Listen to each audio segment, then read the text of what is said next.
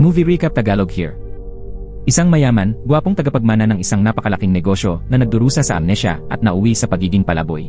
Siya ay isang talamak na shopaholic na mahilig gumastos ng pera sa mga bagay na may pino at banayad na kagandahan. Isang dalisay, masigla, at mabait na babae mula sa probinsya ang lumuwas patungong Seoul. Doon niya nakatagpo si Lois na may amnesya at tinulungan siya habang umaasang mahahanap din ang kanyang nawawalang kapatid. Matapos mawalan ng alaala at maging palaboy na shopaholic si Lois, natagpuan siya ni Bokshil at pinatira sa kanya na humantong sa isang tila imposible ngunit nakakaantig na pag-ibigan. Sa kanilang relasyon, natutunan ni Lois ang tunay na kahulugan ng halaga at pag-ibig, mga bagay na hindi kayang bilhin ng pera. Tinulungan ni Bokshil si Lois na maunawaan na magkaiba ang kanilang pananaw tungkol sa pangunahing pangangailangan na sumasalamin sa kanilang magkaibang pagpapahalaga at karanasan sa buhay.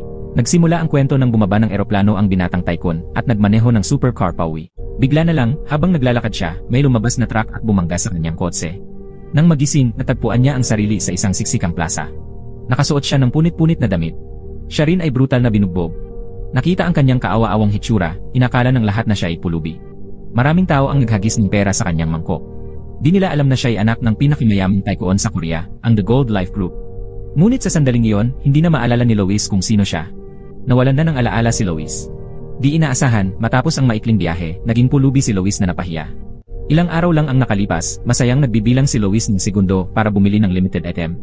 Ang 100 limited edition sports jerseys ay 29 segundo na lang bago ilabas. Ang unang mamimili ang magmamay-ari ng jersey na nagkakahalaga ng 10 milyong won. Bawat susunod na bibili ay may diskwento na 10,000 won.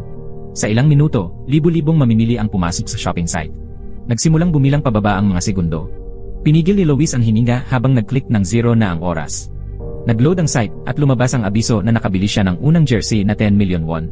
Tumalon sa tuwa si Lois. Ngayon, lahat ng may pera ay pwedeng bumili nito. Maraming mayayaman ang hindi nakabili at napilitan na lang bumitaw. Sa mayayaman, hindi na presyo ang labanan, kundi ranggo. Kabilang si Lois sa mga taong iyon. Siya ang apo ng chairman ng The Gold Life Group, isang third-gen tycoon. Ang ginagawa niya araw-araw ay gumastos para sa lola niya. Pagkabili ng shirt, ibinahagi ni Lois ang tuwa sa kasambahay na si Kim. Napakatahimik ng kasambahay na si Kim dahil madalas itong mangyari. Mabilis na iniabot ang shirt kay Lois. Mabilis ding naihatid sa bahay ang mga item na in-order niya. Tila ang pangunahing gawain ng kasambahay ay pagtanggap ng mga naihatid na gamit. Gusto ni Lois magpahinga matapos maghunt ng branded items, pero hindi pumayag si Kim. Kung matutulog si Lois ngayon, mabebenta agad ang salamin na gusto niya. Nag-alala si Lois kaya bumangon at mabilis na naligo. Kahit nagmamadali, hindi niya maiiwasan ang tuntunin ng kanyang lola. Alam na hindi maiiwasan, umupo si Lois at mabilis na kumain ng almusal. Ininom din niya ang mga halamang pampalusog na inihanda ni Kim. Talagang para siyang pre-programmed na makina. Kaya naghabulan sina Lois at Kim at pareho silang napagod. Nadulas si Lois kaya nahulog siya. Nakita yon ni Butler Kim at labis siyang nag-alala. Tumakbo rin siya para tingnan at nahulog din tulad ni Lois. Nagkadikit sila kaya nagtawanan ang mga katulong. Nag-alala si Lois sa kanyang magandang ilong. Sa kasamaang palad, nawala ng kaunting dugo si Lois. Mabilis na nakarating ang balita kay Pangulong Choi. Mahal niya ang pamangkin kaya pinatawag agad ang doktor. Ngunit, ayaw magpatingin si Lois sa doktor. Gusto lang niyang pumunta sa mall. Siyempre, hindi ito pinayagan ni Butler Kim.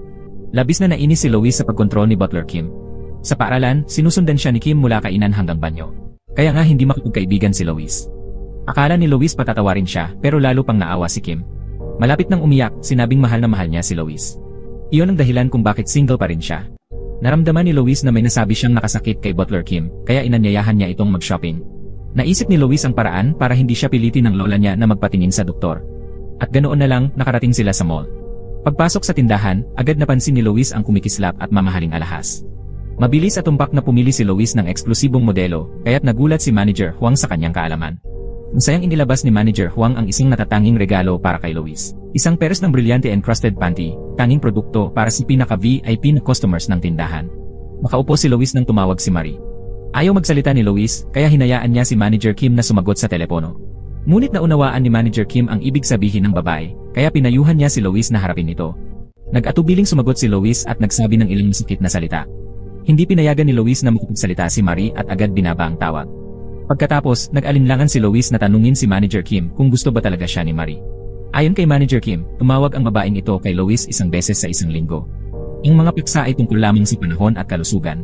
Sa madaling salita, ang tawag na ito ay parang tungkulin na kailangan niyang gawin.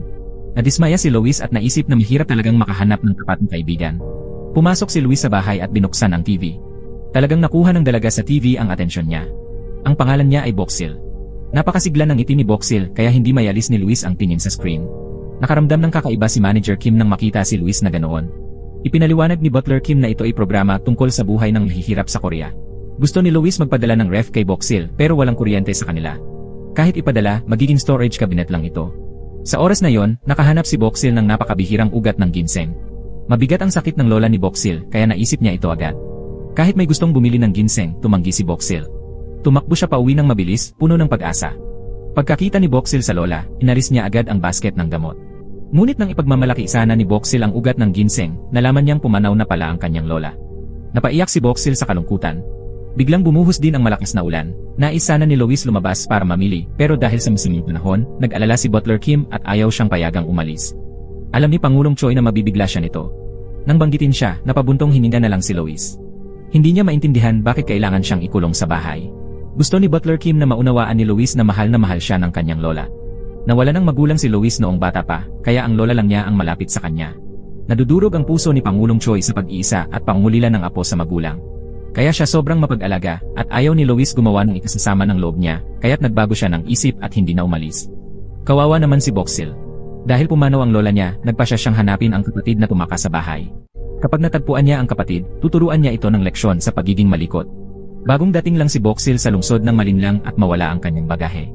Wala siyang panahon para maintindihan ang nangyari sa kanya. Nang mag-report sa pulisya, walang numero ng telepono si Boxil.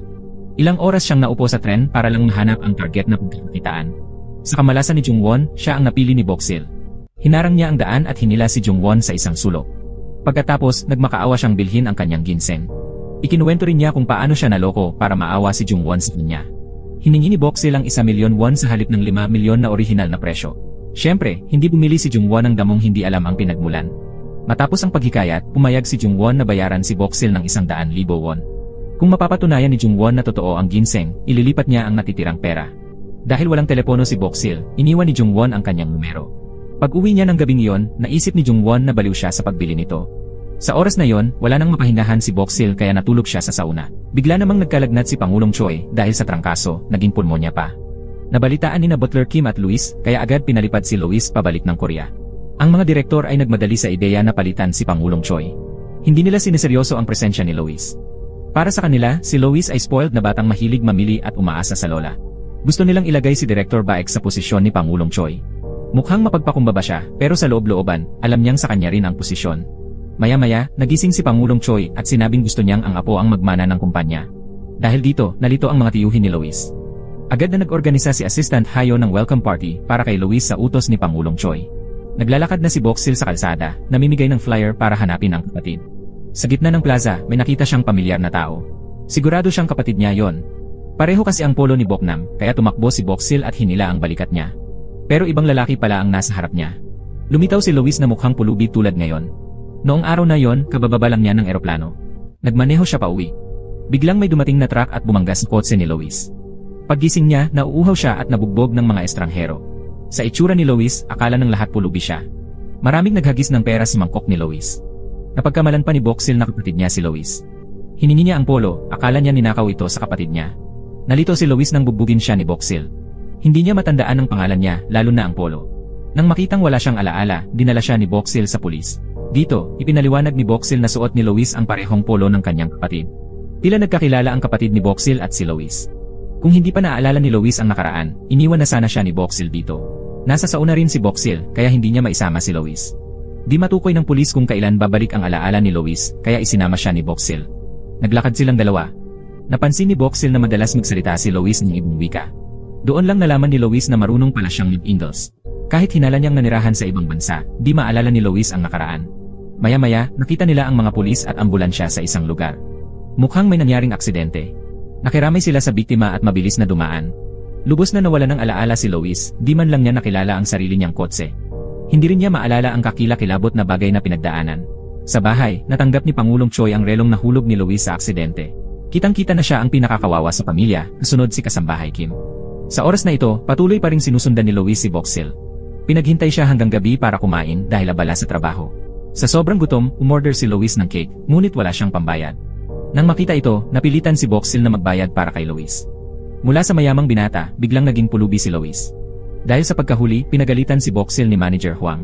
Nakita ni Manager Huang si Lois sa labas, inaakalang nobyo ni Boxil. Ngunit mabilis na ipinaliwanag ni Boxil na kakilala lang ito. Takot na iwanan siya ni Boxil, kaya sumunod si Lois na parang tuta. Pinaupo ni Boxil si Lois sa sulok para makapagtrabaho siya. Sa maraming kumpanya, nag-apply si Boxil sa kumpanya ng pamilya ni Lois. Hindi na naalala ni Lois na ito pala ang kumpanya ng kanyang lola. Habang naghihintay kay Boxil, nausyoso si Lois sa inumin ng mga empleyado. Dahil sa amoy ng kape, lumapit si Lois, hanggang sa siya'y nahuli. Hinabol siya ng mga gwardya. Mukha siyang pulubi noon, kaya hindi siya bagay sa marangyang hotel. Hiniram ni Boxil ang telepono ni Manager Huang para tawagan si Jungwan. Gusto niyang kumpirmahin ang ginseng para makuha ang pera, pero abala ito. Pupunta lang siya sa palengke kapag may oras siya. Buong araw hinintay ni Lois si Boxil sa labas ng gate. Nang umalis ito, pinagalitan pa rin niya tulad ng isang bata. Dumaan ang tiyuhin ni Lois at nakita siya, tila naghihinala. Ngunit agad niya itong binitawan dahil akala niya normal lang ang magkakahawi. Habang humihingi pa ng kape si Lois kay Boxil, sa ibang dako, umiiyak ng mapait ang lola at manager niyang si Kim. Ang pagkikita ni na Boxil at Lois ay tunay na tadhana. Isa'y walang mapuntahan, ang isa'y di maalala kung saan pupunta. Pagka-uwi mula sa trabaho, dinala na lang ni Boxil si Lois sa sauna. Ito ang unang beses na nakapunta si Lois sa ganoong siksikang lugar na puno ng mga estranghero. Nang mahugasan ni Lois ang mukha, nakita ni Boxil kung gaano siya kagwapong lalaki. Mas gwapo pa siya kaysa sa inakala nito. Naranasan nila ang mga masasayang bagay sa sauna at doon na rin sila natulog. Dahil kay Lois, malaki ang nagastos ni Boxil sa araw na yon.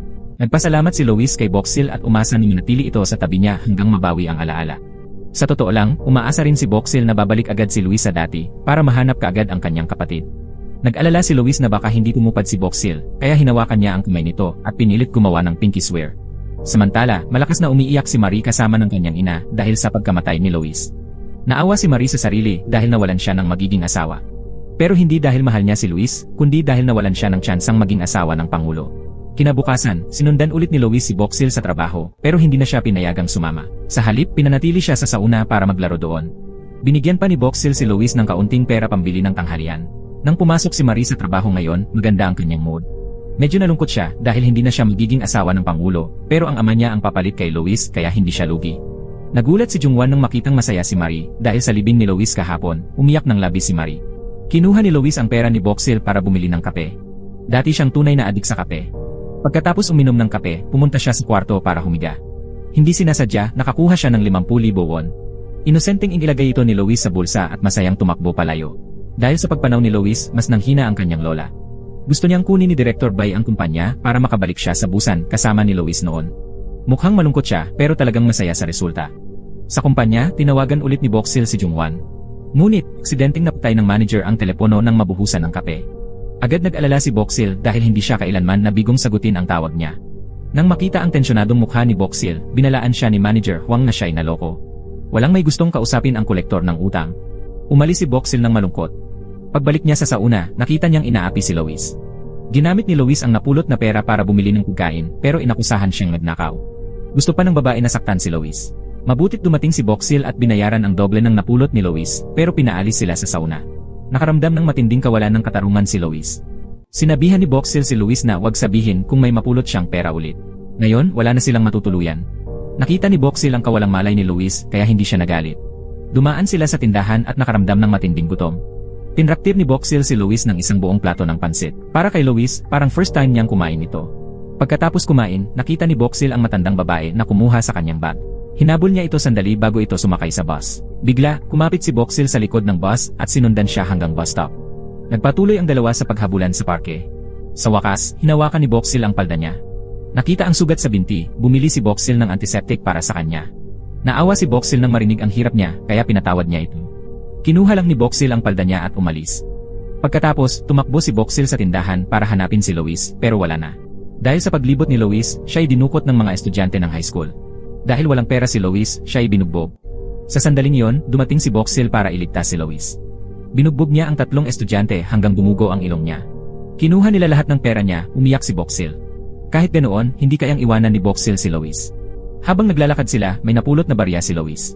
Ginamit ito ni Boxil para tawagan si Jungwan pero di sumagot.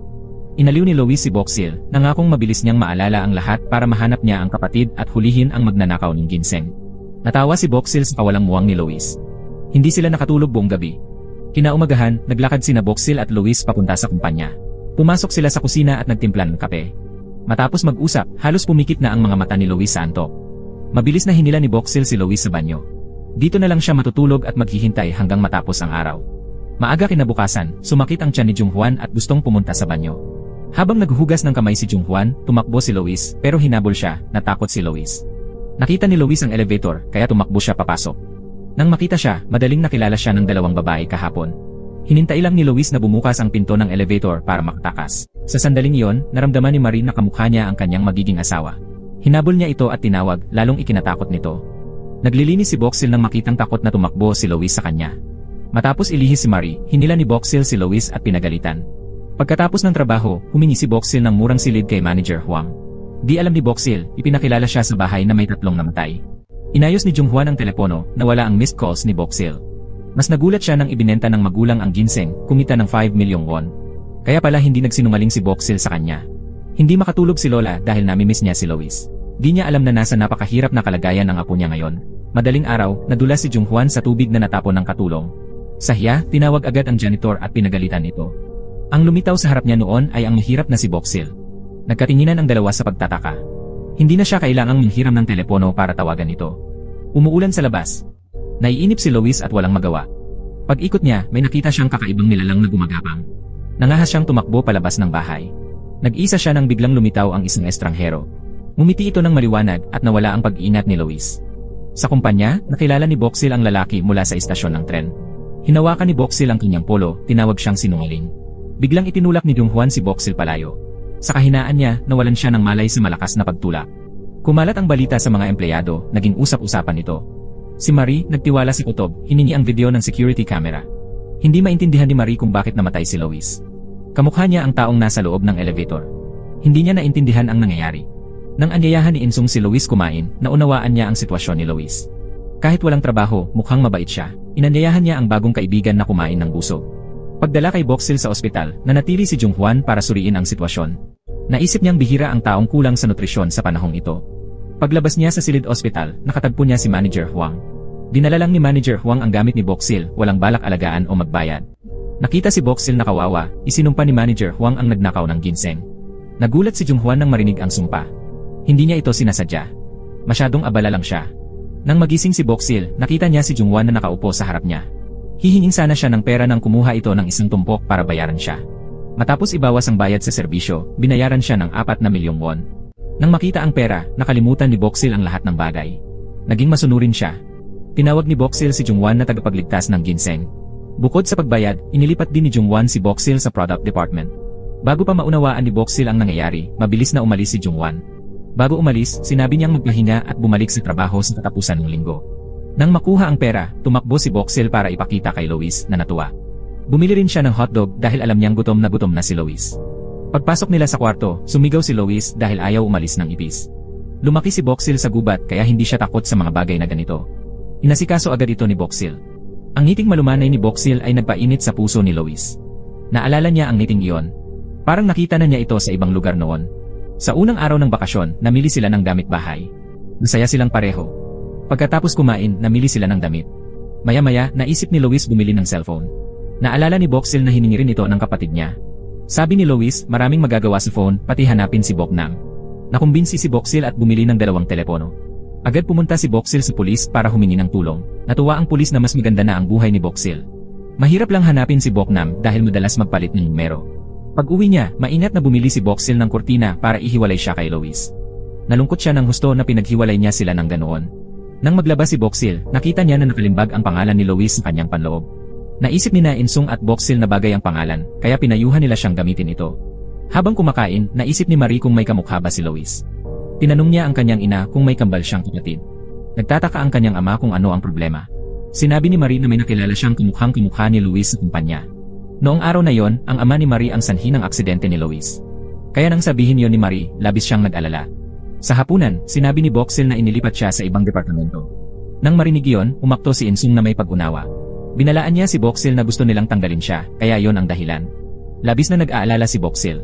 Ngunit dahil binayaran siya ni Junghwan, iniisip pa rin niyang mabuting tao ito. Naubos ni Insung at ng kanyang ina ang hapunan ni Boxil sa loob ng 10 minuto. Kahit medyo tanga si Lois, naawa pa rin siya kay Boxil. Pagkakain, sabay silang umuwi. 10 taon nang walang trabaho si Insung. Gabi na, hindi makatulog si Boxil sa sobrang pangungulila sa kapatid. Inaliw siya ni Lois, pinatulog ng maaga para makapasok bukas. Kinabukasan, sinundan ni Lois si Boxil kahit saan. Nilagyan niya ng maliit na bulaklak ang damit nito para pagandahin. Medyo nahiya si Boxil pero masaya rin siya. Pagdating sa kumpanya, dumiretso si Boxil sa opisina ni Jungwon. Nakaramdam ng kakaiba ang lahat. Inisip ng department head na baka nahulog ang direktor sa babaeng di pa nalantad sa internet. Hindi alam ni Boxil kung ano ang computer. Parang walang magawa ang lahat sa kanya. Nakatayo si Jungwon sa labas at narinig ang lahat. Gusto niyang gumawa muna siya ng ilang gawain para masanay sa kapaligiran, kaya hiniling na bumili ng kape. Sinunod ng lahat ang kanyang utos at nag-order din ang mga kakaibang salitang narinig noong una ay nagpasakit ng ulo ni Boxil. Sa pagkakataong ito, si Marie ang nanguna sa paggabay kay Boxil. Sa paningin ng lahat, ang babaeng ito ay may magandang pamilya at personalidad. Pagdating sa water stall, lubos na nabighani si Boxil kay Marie. Ngayon lang nakakita si Boxil ng ganito kaganda at kaakit-akit na dalaga. Sa panahong iyon, malaya si Lois sa bahay. Nag-online siya para alamin kung may kaugnayan sa kanya ang pangalang Lois. Mga banyagang mukha lang ang nakita niya. Naiinip si Lois nang dumating si Insung at nag-anyaya kumain. Iminungkahi ni Insung na bumili ng rice cooker si Lois para sa mainit na kanin. Nang marinig iyon, agad nag-online si Lois para umorder ng isa. Habang kumakain, pinuri ni Insung ang masarap na luto ni Boxil. Pagkatapos kumain, nag-crave ng kape ang dalawa. Gayunpaman, hindi maintindihan ni Insung bakit hindi man lang alam ni Lois pakuluan ang tubig. Hinala ni Insung na baka si Luis ay mayamang binata na hindi kailangan magtrabaho. Pero nang marinig niyang purihin ni Luis ang kape at makita ang kanyang hangal na hitsura, binawi ni Insung ang ideya. Pagkatapos ng trabaho, dumaan si Jungwon sa isang tindahan ng damit. Di sinasadyang humawak si Jungwon ng mataas na takong at naalala ang punit na sapatos ni Boxil. Nakakabwisi talaga tong babae na to, di ko alam kailan siya nag-umpisang sumakop sa isip ko ng ganito. Habang nanonood ng TV tungkol sa Europa, malabo nang naalala ni Luis ang lugar. Parang matagal na siyang nanirahan doon. Naalala rin niya na may masarap na bakery cave sa dulo ng kalye.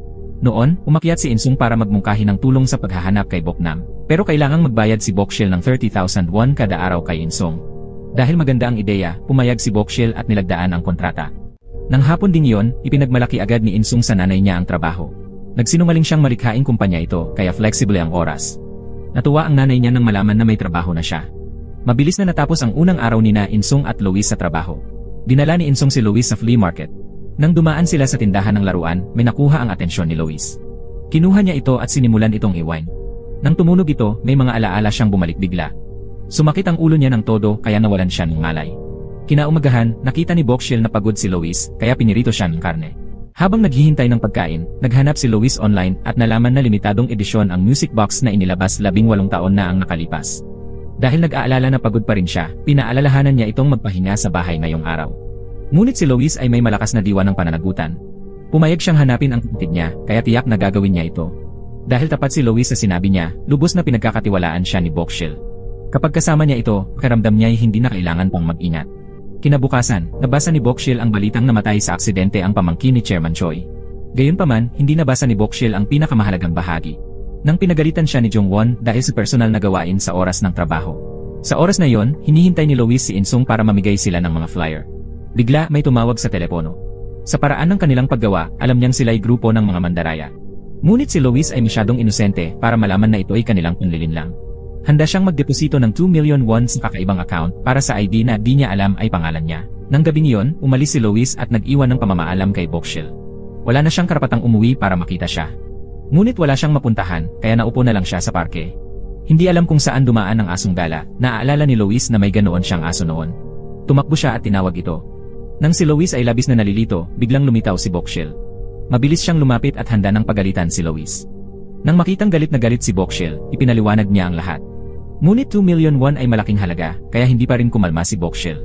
Pag-uwi, iniwan ni Boxil si Lois na kumain mag-isa, walang pansin sa kanya. Tiningnan niya ang mga tambak ng kahon, nahulaan niyang nag-order na naman siya. Kahit nawalan ng memorya, di pa rin tinigilan ni Lois ang paggastos ng todo. Umupo si Boxil at isa-isang binuksan ang bawat kahon. Lahat ay personal niyang gamit. Sobrang galit na siya ngayon kaya ayaw nang magsalita. Nakitang di maganda ang sitwasyon, kaya agad umalis si Lois para hanapin si Insung. Kahit pinagalitan si Lois, pinuri pa rin ni Insung si Boxil na mabait na babae. Dumating din ang nanay ni Insung sa bahay para babalaan si Boxil. Nag-aalala siyang baka naloloko lang si Boxil kay Lois. Baka nagkukunwari lang si Lois na nawalan ng memorya para samantalahin siya. Pag 18 na si Boxil at hindi pa nahanap ang kapatid, kailangan pa rin ba niyang alagaan si Lois? Naisip ni Boxil yung eksena kaya medyo natakot siya. Kausap ni Lois si Insung nang bigla niyang nakita si Director Baek sa TV. Kahit pamilyar, hindi na alala ni Lois na tiyuhin niya pala ito. Dahil sa nawalang pera, nagpunta si Bokshil sa pulisya. Ngunit madalas mahirap mabawi ang pera sa ganitong kaso. Naawa ang mga pulis nang makitang naloko ng todo sina Bokshil at Lois. Nang gabing iyon, nagdala si Bokshil ng merienda para kay Lois. Nakadagdag sa guilt niya ang kabaitan ni Bokshil sa kanya. Kinabukasan, dinala ni Miri ang itatapon ng nanay niya para kay Bokshil. Sa ganitong paraan, makukuha niya ang loob ng mga katrabaho ng walang gastos. Pumunta si Lois sa mall at nagtanong tungkol sa suot niyang underwear. Gayunman, sa masikip na lugar, natakot ang mga tao nang ipakita ni Lois ang kanyang underwear. Kinailangan ni Manager Huang tumawag sa seguridad bago umalis si Lois. Naalala lang niya ang imahe ng sarili na maayos ang damit at namimili ng mamahaling gamit. Umupo siya ng malungkot. Nang tumayo si Lois para umalis, nakita niya ang ina ni Miri. Nanlaki ang kanyang mga mata sa takot. Matapos kumalma, tumayo siya para hanapin si Lois. Ngunit noon, inilabas na ni Insung si Lois sa mall. Pagkalabas, pinagalitan ni Insung si Lois dahil sa pagdulot ng bulo. Sa pagkainip, tinawagan ni Lois si Boksil at inanyayahang kumain ng tanghalian. Nagpaalam si Boksil sa lahat at umalis, sumunod si Jongwon. Nang makita si Lois, naalala ni Jongwon na siya ang nakilala niya sa banyo kamakailan. Gulat pa rin ang ina ni Marie. Tinawagan niya ang asawa at sinabi na nakita niya si Lois. Pinagalitan ni Director Baek ang asawa sa walang saysay na usapan at pinauwi agad. Gayunman, pagkababa ng telepono, natakot siya. Tumingin si Director Baek sa bintana ng kotse at nakita ang creative director na kausap ang kamukha ni Lois. Dali-dali siyang bumaba ng kotse pero umalis na si Lois. Sa takot, tinawagan ni Director Baek ang killer para linawin ang sitwasyon. Kinumpirma niya na talagang patay na si Lois. Mula nang mawala ang alaala, unti-unting nasanay si Lois sa simpleng buhay ng karaniwang tao. Ngayon, natuto na si Lois tumulong kay Boksil maghugas ng pinggan. Sinabi rin niya na bibigyan siya ng 501 tuwing maghuhugas siya ng pinggan. Kahit maliit lang, mas mabuti na yun kaysa wala. Unti-unti silang naging malapit sa isa't isa. Nilagyan pa niya ng pang-iwas lamok si Lois. Bukod sa pagkawala ng alaala, kumikilos din siya na parang bata. Para alamin ang sitwasyon, pinapunta ni Director Baek ang asawa sa Busan para bisitahin si Chairman Choi. Sabay nito, sinabi niya sa asawa na pumasok sa kwarto ni Lois at kunin ang relo nito. Kahit di alam ang balak ng asawa, ginawa pa rin niya. Sunod sa utos ni Director Baek, pumunta ang assassin sa bahay ni Jongwon para bantayan siya. Ngayong araw, dumating ulit ang mga magulang ni Jongwon at nagdala ng itim na bawang. Nakita ang sapatos sa mesa, sinubukan ng nanay ni Jongwon isuot ito. Nang mapansin ng tatay na baka regalo sa girlfriend, nagpanik ang nanay. Sa isip niya, di raw pwedeng may girlfriend ang anak dahil sobrang busy. Samantala, nagdala si Boksil ng bawang para balatan ni Lois, para may gawin siya. Ang pagbabalat ng dalawang supot ng bawang ay kikita ng 30,000 won.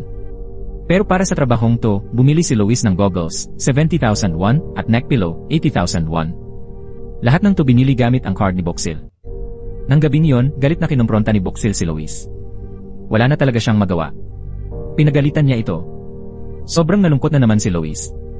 Nang gabing iyon, ipinagtapat ni Lois kay Boksil na hindi niya maintindihan bakit lagi niyang iniisip na hindi siya nagkukulang ng pera. Tinukso niya ito na dapat patuloy na mag-isip ng ganoon hanggang makabalat siya ng 100 kilo ng bawang. Ngumiti ang dalawa at nag-usap tungkol sa pagtatrabaho sa kumpanya ni Boksil. Sinabi niya na lagi siyang pinagagalitan dahil hindi niya magawa ng maayos ang kanyang trabaho. May bago siyang proyekto kaya nag-aalala siya. Naisip ni Lois ang isang kakaibang ideya para sa portable na bote ng tubig. Inosenteng ipinakita ni Boksil ang ideyang ito kay Marie. Sa presentasyon, ninakaw ni Marie ang lahat ng ideya ni Boksil at inangkin bilang kanya. Dahil sa natatangi at praktikal na produkto, pinuri si Marie ni Jongwon. Nang turn na ni Boksil, wala na siyang masabi. Mabilis na sinulyapan ng section chief ang papel sa kamay ni Boksil. Eksaktong kapareho ito ng ideya ni Marie. Agad ding pinasalamatan ni Marie si Boksil sa tulong sa pagbuo ng ideya nitong nakaraan. Nang gabing iyon, nang kumain ang buong team, nalaman ni Boksil na ninakaw ang kanyang ideya, kaya't labis siyang nagalit. Nang maghugas ng mukha si Boksil sa banyo, nakita niya si Marie na nakatayo sa likuran niya. Hindi man lang humingi ng tawad si Marie kay Boksil. Iginiit ni Marie na salamat sa kanya, kaya nabuo ang ideya. Kung hindi, ito ay magiging walang silbing papel lang sa kamay ni Boksil. Umalis si Boksil. Habang nasa bus, mas nalungkot siya kaysa dati. Pagkababa niya, hindi pa rin tumitigil ang ulan. Pauwi na sana si Boksil sa ulan nang tumakbo si Lois at inilahad ang payong para sa kanya. Nang makita ni Boksil si Lois, agad siyang nakaramdam ng ginhawa. Nalalabo ang mga mata niya, tila malapit ng umiyak. Kinabukasan, pagdating ni Boksil sa opisina, may nakita siyang regalo sa mesa. Akala ng lahat ay galing kay Marie, kaya't sila'y humanga. Ngunit hindi ito nagustuhan ni Boksil, kaya balak niyang itapon. Hinabol siya ni Jongwon at tinanong kung bakit niya ito itatapon.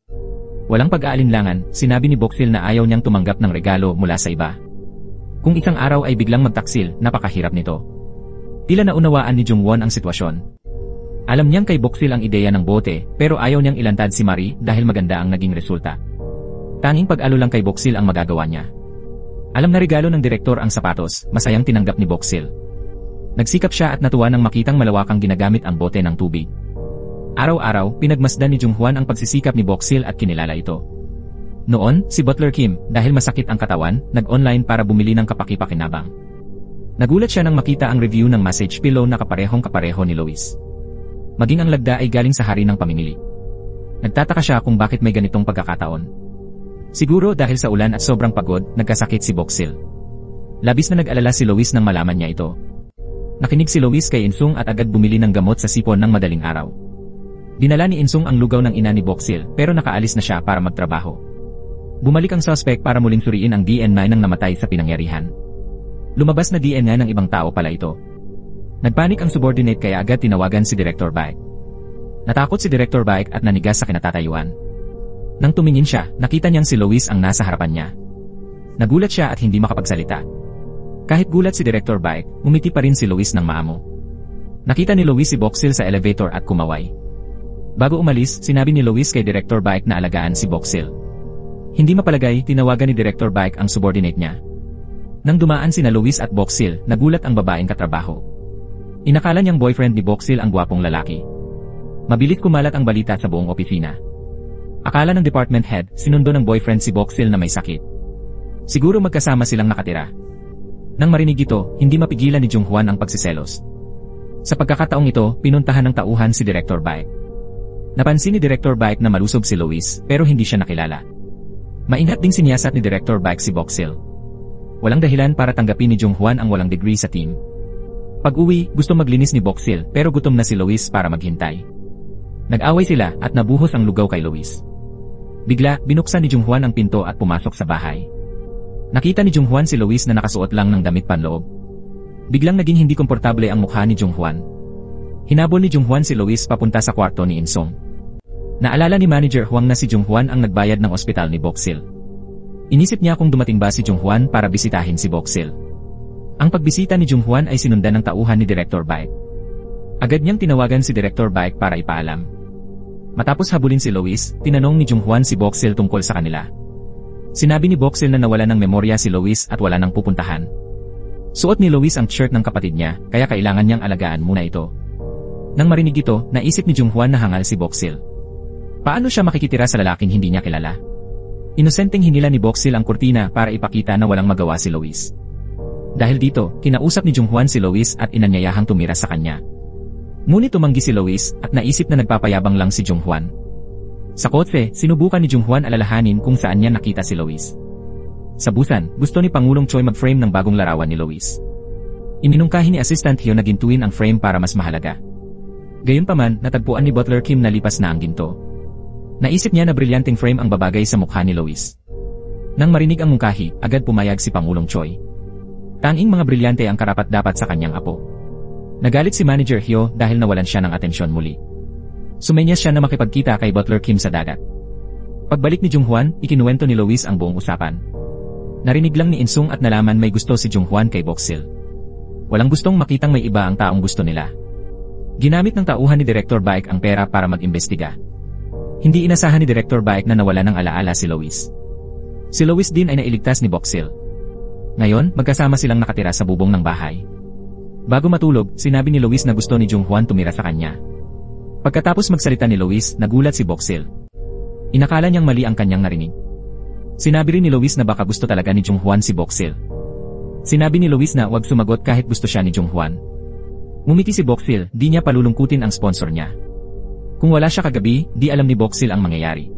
Sa mundong ito, pinakatakot siya sa kulog at kidlat. Sa mabagyong gabi, pumanaw ang mga magulang ni Boxil. Malalim na nakaukit sa isip niya ang kanilang pagkamatay. Kaya siguro sa malakas na ulan, di siya makatulog sa takot. Nilagnat siya nang hindi alam ang dahilan. Inalo ni Lois si Boxil, nangakong hahanapin ang kapatid. Si Boknam ang huling kamag-anak ni Boxil sa buhay. Kinabukasan, puyat na puyat si Junghwan. Di niya maintindihan paano nakatira magkasama ang lalaki't babae. Sa kumpanya, inutusan niya si Boxil na sumama sa Busan. Galit si Marina kasama nila si Boxil. Nag-text si Boxil kay Lois na pupunta siya sa Busan. Dapat matulog na siya at wag nang hintayin si Boxil. Nang marinig ito ni Insung, alam niyang ginamit ni Jungwon ang trabaho bilang dahilan para makipag-date. Nag-alala si Lois kaya agad siyang umalis ng bahay at pumunta sa Busan. Pagkarinig ng tauhan ni Director Baek, agad niyang ipinagbigay alam ito sa kanya. Ngunit hinulaan ni Director Baek na pumunta si Lois sa Busan para makita ang kanyang lola. Sa oras na yon, nakarating na si Jungwon sa Busan. Pinayagan ni Jungwon si Boksil na maglakad sa beach habang sila ni Marie ay nakipagkita sa kanilang kasosyo. Nagtataka si Marie kung bakit isinama ni Jungwon si Boksil kahit alam niyang wala itong magagawa. Siyempre, iniwasan ni Jungwon na sagutin ang tanong na yon. Pagdating ni Boksil sa beach, tumawag si Lois para itanong ang kanyang lokasyon. Nangako siyang darating sa loob ng ilang oras. Pagkatapos, nagkaroon si Boksil ng maikling emosyonal na usapan kay Pangulong Choi. Sinabi niyang ang kanyang apo ay may kaparehong ugali sa pamimili gaya ng kaibigan ni Boksil. Subalit nakakalungkot na pumanaw na ang kanyang apo. Sa mga sandaling iyon, nakaupo pa rin si Butler Kim sa harap ng computer. Bibili na lang siya ng bagong salamin na isusuot. Nag-scroll siya sa isang salamin pang-araw at naisip na ito ang pipiliin ni Lois kung buhay pa. Di sinasadyang nag-scroll siya sa komento at nakitang muli ang pangalan ng The Shopping King. Nagulat si Butler Kim. Inisip niya kung buhay pa kaya si Lois. Hindi ba't napaka-imposible nito? Pero mula sa pananalita hanggang sa pagpili ng damit, parehong-pareho sila. Nag-alala si Director Baek kaya nagpunta siya sa Busan. Pagdating, agad siyang pumunta sa beach para makita ang kanyang ina. Nakita niyang nandoon si Boksil, ayaw niyang magpatuloy ang usapan nila ng kanyang ina.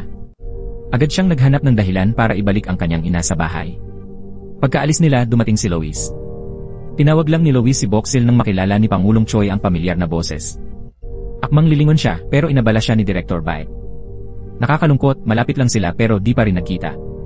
Nang gabing iyon, kumain si Jungwon sa pamilya ni Director Baek. Nag-text si Jungwon kay Boksil, tinanong kung nasaan siya. Sobrang nag-aalala siya para kay Boksil. Pero pagkatapos ng isang shot, nawalan siya ng malay. Habang pinag-uusapan ni President Choi si Lois, dumating si Manager Kim. Naisip niyang kailangan niyang sabihin ang tungkol sa Shopping King. Talagang kahina-hinala ito. Hindi comfortable si Director Baek nang mabanggit si Lois. Pagkatapos, kausap ni Director Baek si Assistant Hyo tungkol kay Kim. Ayaw ni Director Baek na magsilbi pa si Butler Kim sa kanyang ina. Nang gabi sa Busan, naisip ni Boksil na tawagan si Jungwon. Pero si Marie ang sumagot, sinabihan si Boksil bumalik muna sa Seoul. Naramdaman ni Boksil na wala ng responsibilidad, kaya nag-enjoy siya kasama sina Lois at Insong. Masigla ang night market sa Busan. Nagkaroon sila ng magagandang alaala dito. Sa dalampasigan, nakita ni Lois ang batang inaakay ng magulang sa buhangin. Bumalik ang mga alaala, nagdulot ng sakit ng ulo at pagbagsak niya. Marahang yakap at inaliw siya ni Boksil. Pagbalik sa Seoul, naisip ni Boksil ang sea tour package para sa Night Sea sa Busan. Sabi ni Marie, hindi praktikal ang proyekto dahil may gumawa na noong nakaraang taon. Hindi masyadong nag-isip si Boksil kaya medyo nalito siya. Dito, tumulong si Jungwon sa pagpapaunlad ng ideya ni Boksil. Naramdaman niya na maganda ang ideya nito. Ngayon, nakatuon ito sa emosyon ng karanasan na iba sa normal na turismo. Narinig ng lahat si Jungwon at napaniwala sila sa ideya kaya pumalakpak sila. Sinamantala ni Jungwon ang pagkakataon para purihin si Boksil. Ipinaalam din ni Jungwon na pinalawig niya ang kontrata ni Boksil mula 1 buwan hanggang 1 taon. Hindi na kontento si Marie kaya sinundan niya ito para magtanong. Ngunit naalala ni Jungwon ang pagnanakaw ni Marie ng ideya ng bote ng tubig. Nagalit siya ng todo pero wala siyang magagawa. Pagka-renew ng kontrata, tumakbo agad si Boksil pauwi para sabihin kay Lois. Kakauwi lang ni Insung kaya sabay silang kumain sa labas. Nagpaayos din ang buhok si Boksil para ipagdiwang ang araw. Kinabukasan, galit si Marie at tinanong si Boksil bakit alam ni Jungwon ang insidente ng bote. Inakala ni Marie na siniraan siya ni Boksil kay Jungwon. Agad itinanggi ni Boksil at sinabing hindi pa sila nag-usap ng pribado ni Jungwon. Kahapon, nang pumunta sa bahay niya, inanyayahan lang siya para uminom. Nang marinig na pumunta si Jungwon kay Boksil, lalo pang nagulat si Marie. Hindi pa rin napapansin ni Boksil na kakaiba ang hitsura ng kulot niyang buhok. Hindi napigilan ni Jungwon na tumawa ng malakas nang makita ito. Nasaksihan ni Marie ang eksena at hindi siya makapaniwala. Inisip ni Marie kung may gusto kaya si Jungwon kay Boksil. Nang gabi, bumili si Lois ng maraming gamit para kay Boksil sa mall. Kahit 12 buwan na installment, tumanggi pa rin si Boksil. Pinilit niyang ibalik ang lahat o hindi siya papapasukin sa bahay. Pagkabalik ng lahat, naisip ni Boksil na manood sila ng sine dahil hindi pa siya nakakaranas nito sa tanang buhay niya. Habang naghihintay si Boksil sa labas, bumili si Lois ng bungkos ng bulaklak sa tindahan. Masayang naglalakad siya sa kalsada. Nakitang 8 segundo na lang ang ilaw, tumakbo si Lois para makatawid. Ngunit may kotse na tumawid sa pulang ilaw at muntik nang mabangga si Lois. Hindi man siya nabangga, nahulog si Lois dahil sa biglaang pagpreno. Malakas din ang pagkakabagok ng ulo niya sa lupa. Ang nakabangga kay Lois ay walang iba kundi si Marie. Dahil sa pag-iisip kay Jungwon at Boxil, hindi napansin ni Marie ang pulang ilaw. Mabuti na lang at walang pinsala si Lois. Ngunit nasira ang kanyang bouquet ng bulaklak. Nang hindi siya makilala ni Lois, labis na natakot si Marie. Humingi rin siya ng 3,000 won para sa sirang bouquet. Binayaran lang ni Marie si Lois nang dumating si Manager Huang para humingi ng hustisya.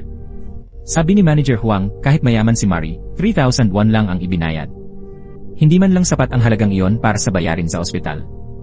Matapos magtalo, humingi si Manager Huang ng 10,000 won kay Lois. Pagkabayad, kumuha rin siya ng kaunting pera bilang gantimpala. Sa oras na yon, labis na naguguluhan si Marie. Sigurado si Marie na ang taong iyon ay si Lois. Pagkatapos kausapin si Manager Huang, tumakbo si Lois sa sinehan. Pagkakita kay Boxil, nilagay niya ang ilang petals ng rosas sa kamay nito. Hindi rin niya nakalimutang sabihin na nabangga siya ng kotse.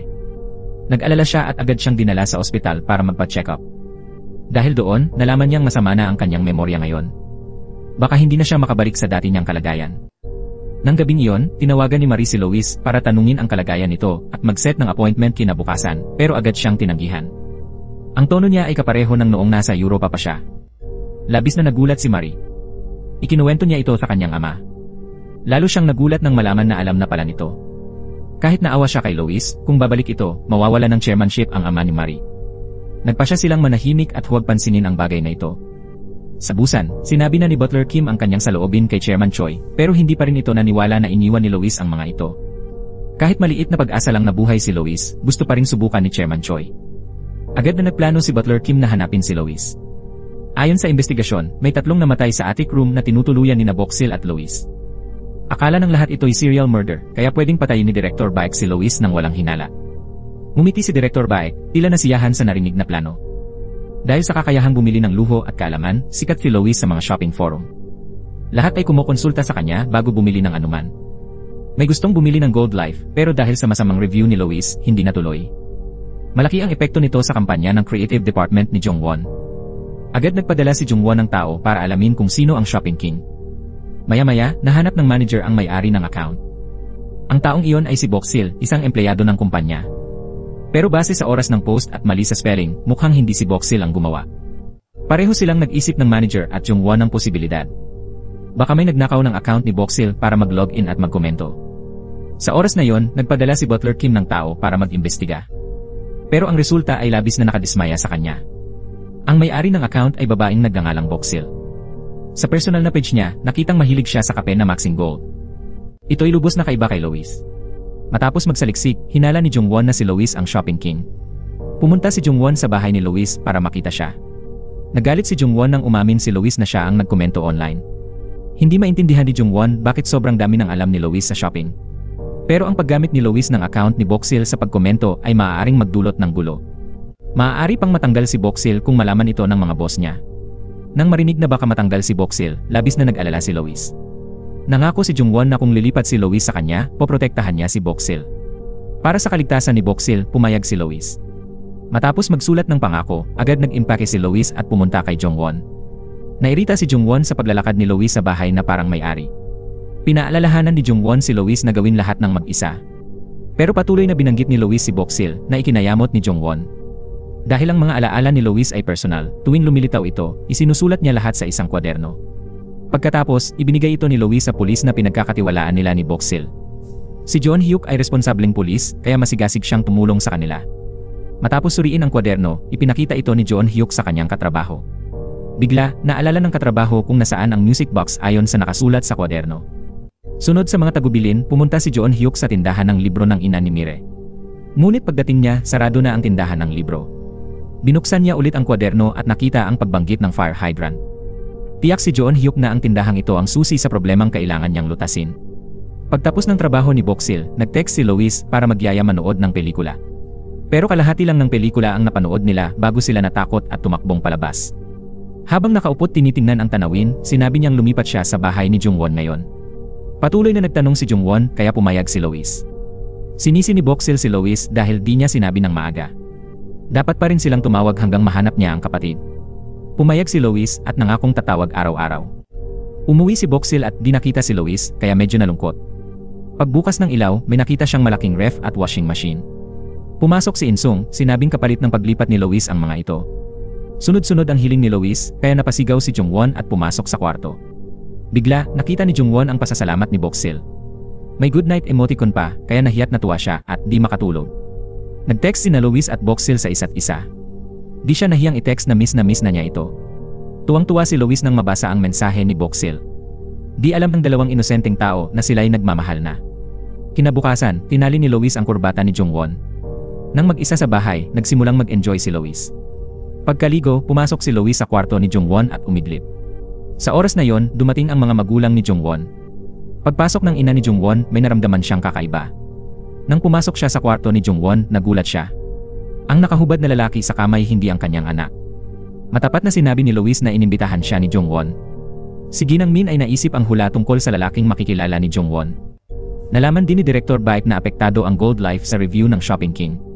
Pinaghinalaan din niya si Boksil pero pinrotektahan siya ni Jungwon. Kahit nagkalat sila ng flyers, di nakatanggap sina Insung at Lois ng kakaibang tawag tungkol sa balita. Inakala ni Insung na patay na si Boknam. Kailangang patahimikin agad ni Lois si Insung. Naalala ni Lois na sinabi ni Boksil na mag-isip positibo para sa swerte.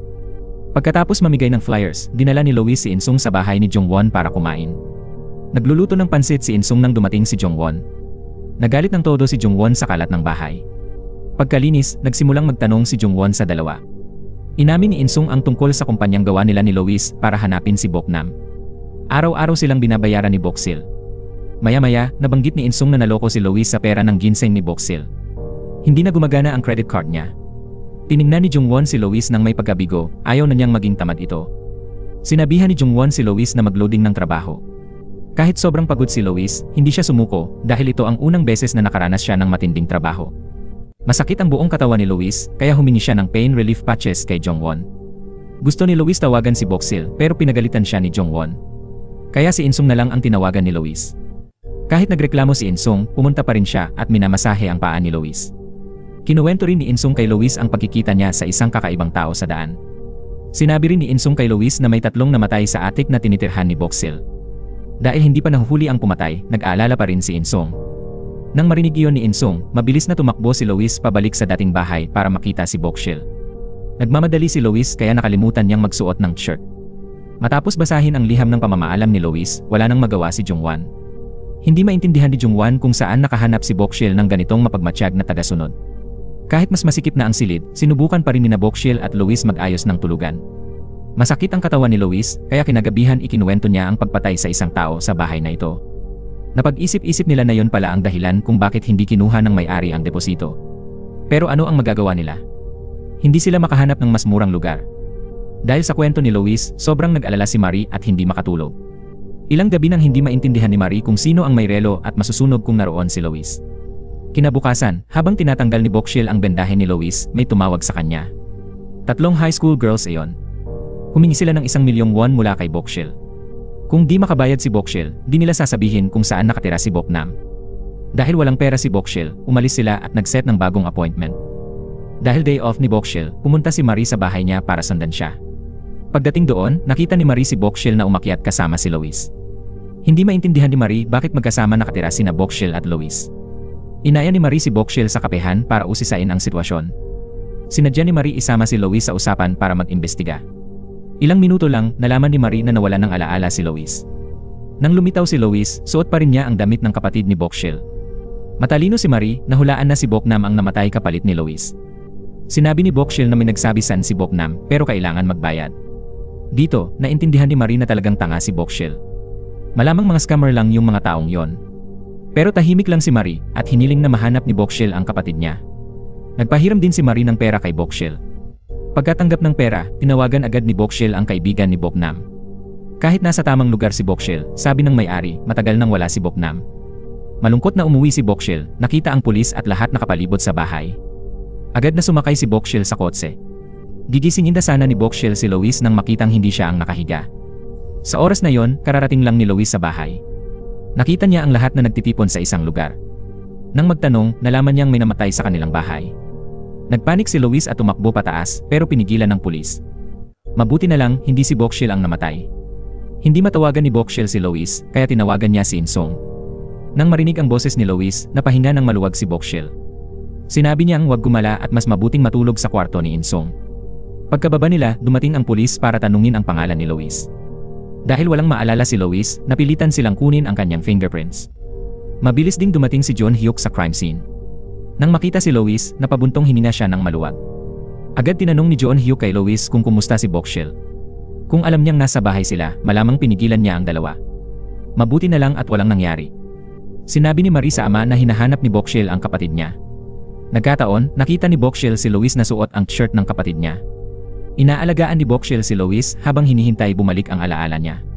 Mukhang Lois at Bokshil lang ang may kaugnayan, pero nagtataka si Director Baek bakit madalas si Jongwon doon. Tinawag niya ang tauhan pero isang nurse ang sumagot. Sabi ng nurse may malubhang pinsala siya sa ulo. Ibinaba ni Director Baek ang telepono, labis na nag-aalala. Sa istasyon ng pulisya, sinisiyasat ni na John Hyuk at mga kasamahan ang contact list ng biktima. Walang ID, kaya mukhang illegal na imigrante siya. Nagpaalam si John Hyuk sa mga kasamahan at tumakbo sa ospital para mag-imbestiga pa.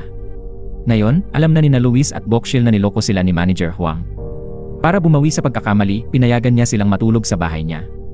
Nalaman nila na nawalan si Bokshil ng 1 milyong won sa scam at di pa nahanap ang kapatid, nainis sina Manager Huang at Insong. Hindi nila maintindihan bakit patuloy na nagpapaloko sina Lois at Bokshil sa mga tao. Inaliw ni Lois si Bokshil, nangakong ibabalik ang pera niya. Kahit di naniniwala si Manager Huang, masaya pa rin si Bokshil. Kinabukasan, marami pa ring pulis at reporter sa paligid ng bahay ni Bokshil. Pansamantala pa ring nakatira sina Bokshil at Lois sa bahay ni Manager Huang. Nagdemand si Lois ng pagkain at inutos sa Bokshil at Insong na ikinabwisit ni Manager Huang. Gusto na lang niyang sampalin si Lois. Habang nanonood ang pamilya ni Marie ng balitang lokal tungkol sa pagpatay, kinakabahan si Director Baek. Nakita ni Director Baek si Lois sa video, kaya agad niyang binalikan para makasiguro. Ngayon, talagang nag-aalala na siya. Sinabihan ni Director Baek ang asawa niya na pumunta sa Busan. Nang balak ng nanay niya manood ng balita, agad pinabago ng asawa niya ang channel.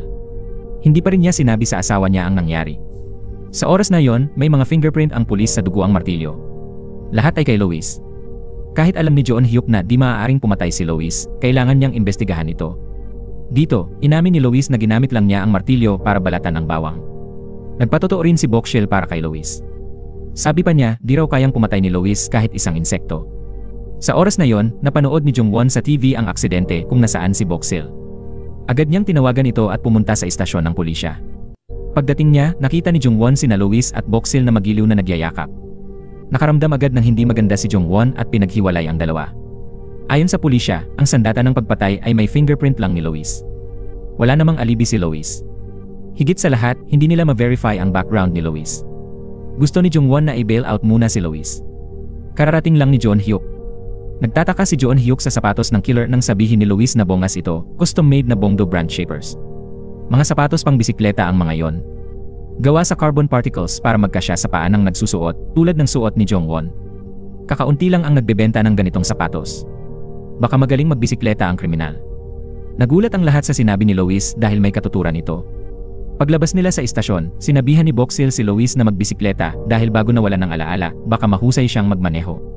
Ngunit nang makasakay si Lois sa bisikleta, naramdaman niyang hindi ito angkop sa kanya. Kaya nagtataka si Jongwon bakit di marunong magbisikleta si Lois, pero marami siyang alam tungkol sa mga sapatos. Matapos manahimik sandali, nagpa siya si Jongwon na patuluyin sina Lois at Bokshil sa kanyang bahay pansamantala. Nang makitang pinapasa ni Lois si Bokshil ng maraming bagay, gusto na lang siyang sapakin ni Jongwon. Sa oras na yon sa Busan, si Ginang Shin ay bumisita sa kanyang biyenan at nagdala ng maraming regalo. Humingi ng pahintulot si Butler Kim na makausap si Ginang Shin ng pribado sandali. Noong nakaraan, si Ginang Kim, kukuha lang sana ng relo ni Lois para ipaayos, pero nang tingnan ni Butler Kim, nawala pala ang ngipin ni Lois.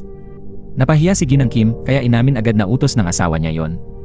Akala niya gusto ng asawa na itago ito bilang anting-anting. Narinig ni Assistant Hayu ang kwento at agad tinawagan si Director Baek para magulat. Nang malaman na nagtapat ang asawa, nagpanik siya. Pinatay ni Director Baek ang telepono at sinabihan si Assistant Hayu na magmasid pa. Sinabi niya sa anak na tawagan agad ang ina, pero si Elrea Shin ay abala sa pakikipag-usap sa biyenan, di napansin ang vibrating na telepono.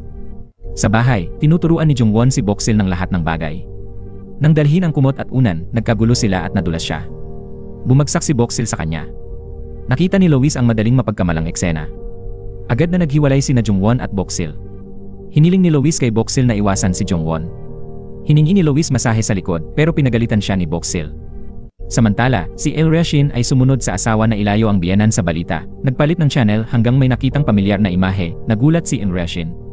Isang entertainment channel ang nagpost ng video ng kakaibang binatilyo na may tape sa katawan, tumatakbo sa kalye.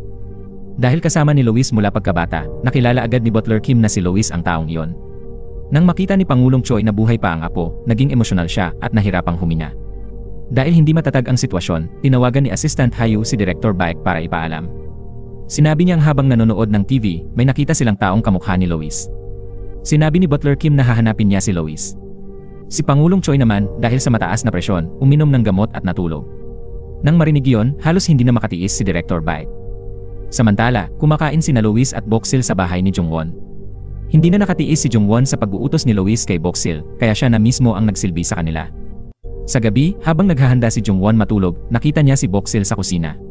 Gusto pala niyang magbabad ng bigas para magluto bukas ng umaga. Kinuha ito ni Jungwon at sinabing siya ang magluluto bukas. Walang gustong bumigay, kaya aksidenteng natapon ang lahat ng bigas. Nakaupo si Jungwon, walang magawa habang naglilinis. Doon lang napansin ni Boxil na si Jungwon, bagamat galit, ay mahinahon at matyaga. Nang mapansin ito ni Boxil, tumayo si Jungwon at pumasok sa kwarto. Bago umalis, pinaalalahanan siyang hayaan si Boxil magluto ng almusal bukas. Dahil nakikitira siya, gusto rin niyang makatulong sa bahay. Ngumiti si Boxil ng marahan na nagpakilig sa puso ni Jungwon. Nang sandaling iyon, lumabas si Luis at nakita ang lahat. Nang gabing iyon, nainis siya at hindi makatulog. Kahit si Luis ay hindi maintindihan kung bakit. Kinabukasan, ang mga mata ni Luis ay madilim na parang panda. Hindi alam ni Luis, gusto niyang mapalapit kay Boxil kahit tinatakot siya nito. Sa oras ding iyon, lumabas si Jungwon na nakasuot ng shirt na katulad ni Luis. Ngunit sa malapitang pagtingin, ang shirt ni Jungwon ang tunay na branded. Hindi na inihambing ni Luis ang sarili kay Jungwon, naalala niyang numero 1 ang dati niyang suot, hindi 100. Sa almusal, nakipag-agawan si Luis kay Jungwon sa bawat piraso ng pagkain. Nang bigyan siya ni Boxil ng pera, hindi man lang ito tinanggap ni Luis. Nang oras na pumasok, gustong ihatid ni Jungwon si Boxil sa kumpanya. Nakipagtalo rin si Luis na siya ang maghatid kay Boxil sa kumpanya. Dahil kay Luis, pumunta si Butler Kim sa TV station para humingi ng impormasyon tungkol sa kanya. Pinasama ni President Choi si Assistant Hayu kay Butler Kim sa Seoul, pero tumanggi ito. Gayunman, kailangan pa rin niyang umalis dahil utos ito ni Pangulong Choi. Ayon kay Director Baek, dumating ang kanyang mga tauhan para patayin si Luis, ngunit nabigo. Nakataka si Luis sa kamatayan at ang nasugatan ay subordinate pala ni Director Baek. Gusto ni Director Baek na alamin ni Marie kung saan nakatira ngayon sina Luis at Boxil. Habang papunta sila sa banyo, tinanong ni Marie si Boxil tungkol sa sitwasyon sa dorm. Ayaw ni Boxil na malabo ang relasyon nila ni Director Jungwon, kaya nagsinungaling siya. Nang hapon na yon, pumunta si Marie sa bahay ni Boxil para hanapin siya. Habang nakatingin si Marie sa paligid, hindi sinasadyang nakilala niya si Insong. Nang makita ang kagandahan, bumilis ang tibok ng puso ni Insong. Mukhang ihahayag ni Insong ang lahat ng lihim na itinatago ni Boxil. Pumunta si Director Baek sa ospital para tanungin ang nurse tungkol sa kalagayan ng tauhan. Doon, hindi sinasadyang nakilala niya si Manager Kim. Inimbestigahan ni Butler Kim ang ospital kung saan na-admit si Luis, kaya sumugod siya roon. Ngunit wala sa trabaho ang nurse na nagsuri kay Luis, kaya umalis siya at babalik bukas. Nang makita si Director Baek doon, medyo nagtataka si Butler Kim. Agad namang nagdahilan si Director Baek na bumibisita siya sa kaibigan na may sakit. Pagkatapos, nag-barbecue sina Boxil at Luis sa bahay ni Jungwon. Nang ilabas ni Jungwon ang barya mula sa washing machine, hinablot ito ni Luis at nahulog sa grill. Dali-daling pinulot ito ni Luis, kaya nasunog ang kanyang kamay. Nag-alala si Boxil at pinagalitan si Luis. Ipinaliwanag ni Luis na mahalaga ito dahil unang barya na ibinigay niya sa kanya. Nagbago ang galit ni Boxil at naging masaya. Nagbiruan ng dalawa, kaya naramdaman ni Jungwon na wala siyang silbi. Malalim na ang gabi nang biglang tumunog ang doorbell. Lumapit si Jungwon sa pinto at binuksan ang kamera para makita. Nakita niya si Director Baek na nakatayo sa labas. Napakakomplikado ng kanyang ekspresyon. Ang pagbisita ngayong gabi ay dahil kay Marie na nagsumbong ng impormasyon mula kay Insong. Pumunta siya sa bahay ni Jungwon para mag-imbestiga para sa kanyang anak na babae. Dahil sa biglaang pangyayari, nagtago muna sina Luis at Boxil sa silid-aklatan. Pagpasok sa bahay, agad na tumingin si Director Baek sa paligid. Narinig ang ingay sa silid-aral, tumakbo siya pero wala siyang nakita. Nang paalalahanan ni Jungwon, natanto ni Director Baek na medyo bastos ang kilos niya. Narinig niya ang maraming chismis tungkol kina Jungwon at Boxil. Ayaw niyang maapektuhan ang trabaho ni Jungwon dahil sa personal na bagay. Iginiit ni Jungwon na walang katotohanan ang mga chismis. Nakita niya ang potensyal ni Boxil at binigyan siya ng pagkakataon. Mahusay na sinamantala ni Boxil ang pagkakataong iyon. Nabalitaan ko, nag-anunsyo si Director Baek tungkol sa bagong plano sa tauhan. Gusto niyang ipadala si Bokshil sa sangay ng Shanghai. Pagkatapos sabihin yon, umalis siya ng kontento. Alam ni Bokshil na naging pabigat siya kay Jungwon, kaya't nag-apologize at nais umalis. Pero mahinahon si Jungwon, sinabing wag na silang mag-alala. Payo ni Lois kay Bokshil, tanggapin ang tulong ng iba ng masaya. Yun daw ay pagiging magalang. Tinanong din ni Lois si Jungwon kung gusto niya si Bokshil. Gusto lang niyang kumpirmahin ang sinabi ng lalaki kanina. Naalala ni Jungwon ang nangyari sa hapunan. Ang pagkataranta ni Lois sa nahulog na barya at tingin ni Bokshil sa kanya. Sagot ni Jungwon, wala siyang nararamdaman para kay Bokshil. Nasiyahan si Lois sa sagot na ito. Para di na magsalita pa si Lois, pinatulog na sila ni Jungwon. Samantala, sa bahay ni Director Baek, kausap niya ang anak na babae. Kung aalis si Bokshil, tiyak na susunod si Lois. Hayaan muna si Lois umiwas hanggang maayos ang shares. Pinayuhan niya si Marie na sabihin kay Bokshil ang totoo tungkol sa kapatid. Doon lang nalungkot si Bokshil at gustong lumayo. Sa oras na yon, umuunlad ang paghahanap ni Manager Kim. Pumunta siya sa tindahan ng bulaklak para magtanong. Mabutit na alala pa ng tindera si Lois. Sabi niya bumili si Lois ng orange-yellow na bulaklak. Naalala ni Manager Kim ang usapan nila ni Lois sa hardin. Lalo siyang nakatiyak na si Lois ngayon. Pagkatapos, nagpunta siya sa palengke. Ipinakita ni Manager Kim ang litrato ni Lois sa tindera. Nakilala niya si Lois bilang suki na nagbabayad ng 500 won. Nalaman niyang kalalabas lang ni Lois, kaya hinabol niya ito. Hindi naman sila masyadong magkalayo. Pero nabangga siya ng binata kaya nawala si Lois. Sa Gold Life, naghahanda para sa araw ng diskwento. Abala sila pero umalis ang part-timer kaya tinawag si Lois. Nagpaalam si Luis kay Insung at dali-daling umalis. Umuwi si Luis, naligo at pumili ng magandang damit para kay Jungwon. Pagkatapos, tiwala sa sariling pumunta si Luis sa kumpanya. Pagpasok ni Luis sa opisina, nagulat ang mga empleyado sa kanyang kagwapuhan. Maya-maya, bumalik sina Jungwon at Bokshil galing tanghalian. Nang makita ni Jungwon si Luis sa upuan niya, gusto niyang bugbugin ito. Kinuha pa ni Luis ang damit ni Jungwon para isuot. Para di magsismisan ang mga tauhan, pinagtrabaho agad ni Jungwon si Luis. Nang makita si Luis sa bodega, nagulat si Miri at nabitiwan ang mga gamit. Tumakbo siya para hanapin ang kanyang ama. Alam ni Director Baek na dahil kay Bokshil, laging dadating si Luis dito. Kaya kailangan niyang alisin si Bokshil sa lalong madaling panahon. Pagpasok ni Bokshil sa bodega, nakita niya ang magulo na mga gamit. Sabi ni Luis, walang naniwala sa sinabi niya. Bukod doon, akala ng lahat ay tanga siya. Si Bokshil lang ang naniwala sa kanya nang walang duda. Inaliw niya ito at sinabing kailangan lang niyang hanapin ang taong nakakaunawa sa kanya. Pagdating ni Insung sa bahay, nakita niya ang mga reporter na nagkakagulo. Nalaman na nahuli na pala ang mamamatay tao. Nagulat si Insung sa katumpakan ng hula ni Lois. Nahanap siya ng pulis dahil sa impormasyon tungkol sa sapatos na ibinigay ni Lois. Noong gabi ng krimen, gumawa si Lois ng 2 kape pero nahulog niya ang pulbos sa sahig. Pagkaalis ni Lois para hanapin si Bokshil, pumasok ang tauhan ni Director Baek sa bahay. Susuriin na niya ang pulbos sa sahig nang bigla siyang pinukpok ng mamamatay tao sa ulo. Ang bakas ng sapatos ng killer ay naiwan sa pulbos ng kape na natapon ni Lois. Naisip ni Joon Hyuk na dapat gantimpalaan ng pulis si Lois. Pumayag ang team leader na bigyan si Lois ng bahagi ng reward. Pagkatapos ng trabaho, nakipagkita si Miri kay Bokshil para pag-usapan ang kanyang kapatid. Ngunit bigla na lang lumitaw si Lois, kaya labis na nagpanik si Miri. Hindi niya maintindihan bakit lagi niya itong nakikita saan man siya magpunta. Mabilis na kinuha ni Miri ang tray, tinakpan ang mukha ng kape, at tumakbong palabas. Samantala, sumugod si Manager Kim sa ospital, pero tumanggi ang nurse na magbigay ng impormasyon. Sinabi niyang wala siyang maalala. Nang pumunta si Manager Kim sa TV station, wala siyang nakitang anumang pahiwatig. Sinabi ng direktor na nakatanggap siya ng tawag mula sa guardian ng kakaibang binata. May problema raw sa pag-isip ang anak at ayaw nilang lumabas sa TV, kaya pinatanggal ang mga video. Matigas pa rin si Manager Kim, pero pinalala ni Assistant Heo na may magulang ang binata. Baka daw masyado lang itong kamukha ni Lois. Pinayuhan din niya si Housekeeper Kim na wag matigas ang ulo dahil di na mabubuhay muli ang patay. Kahit malungkot at bigo, kailangan ni Housekeeper Kim ipaalam kay Chairman Choi ang katotohanan ito. Dahil nahuli na ang kriminal, nagpaalam si Bokshil kay Jungwon at bumalik sa kanyang kwarto sa attic. Sinabi rin niya na hindi na siya pupunta sa Shanghai para magtrabaho. Kailangan pa ring hanapin ni Bokshil ang kapatid at tulungan si Lois mabawi ang alaala. Kahit di magsalita si Bokshil, di siya basta ilalipat ni Jungwon. Masyadong inosente si Bokshil para magtrabaho ng malayo sa kanya. Pagdating ni Bokshil sa bahay, nakasalubong niya si Lois na kakabalik din lang. Dinala nila ang kanilang mga gamit sa kwarto at nakita si Manager Huang na naglilinis. Dahil may komisyon si Lois mula sa pulis, tinraktir niya sina Manager Huang at Insong. Hindi rin nakalimutan ni Lois magpadala ng espesyal na fried chicken kay Jungwon. Kahit nagmumura si Jongwon, kinain niya lahat ng walang tira. Masaya sina Louis at Bokshil pagka-uwi nila. Ang lugar na to, kahit maraming nangyari, pamilyar pa rin sa kanila. Kahit komportable bahay ni Jongwon, gusto ni Louis dito kasama si Bokshil. Ayaw na niyang mabuli si Bokshil, kaya sinabi niyang mag-mall na lang siya. Tumawa si Bokshil at pinagalitan si Louis sa kakulangan. Tinanong niya kung ano gusto niyang gawin ngayon. Agad naisip ni Bokshil ang dagat. Kinabukasan, naglakad at sumayaw sila sa dalampasigan. Nang mawala sapatos ni Bokshil sa alon, bumili si Louis ng bago. Naalala ni Bokshil na sapatos ay simbolo ng pamamaalam. Nalungkot si Louis nang marinig ito. Ayaw na ayaw niya ng mga malas na bagay. Pagkatapos ng kaso, bumalik si John Hyuk sa tindahan ng libro.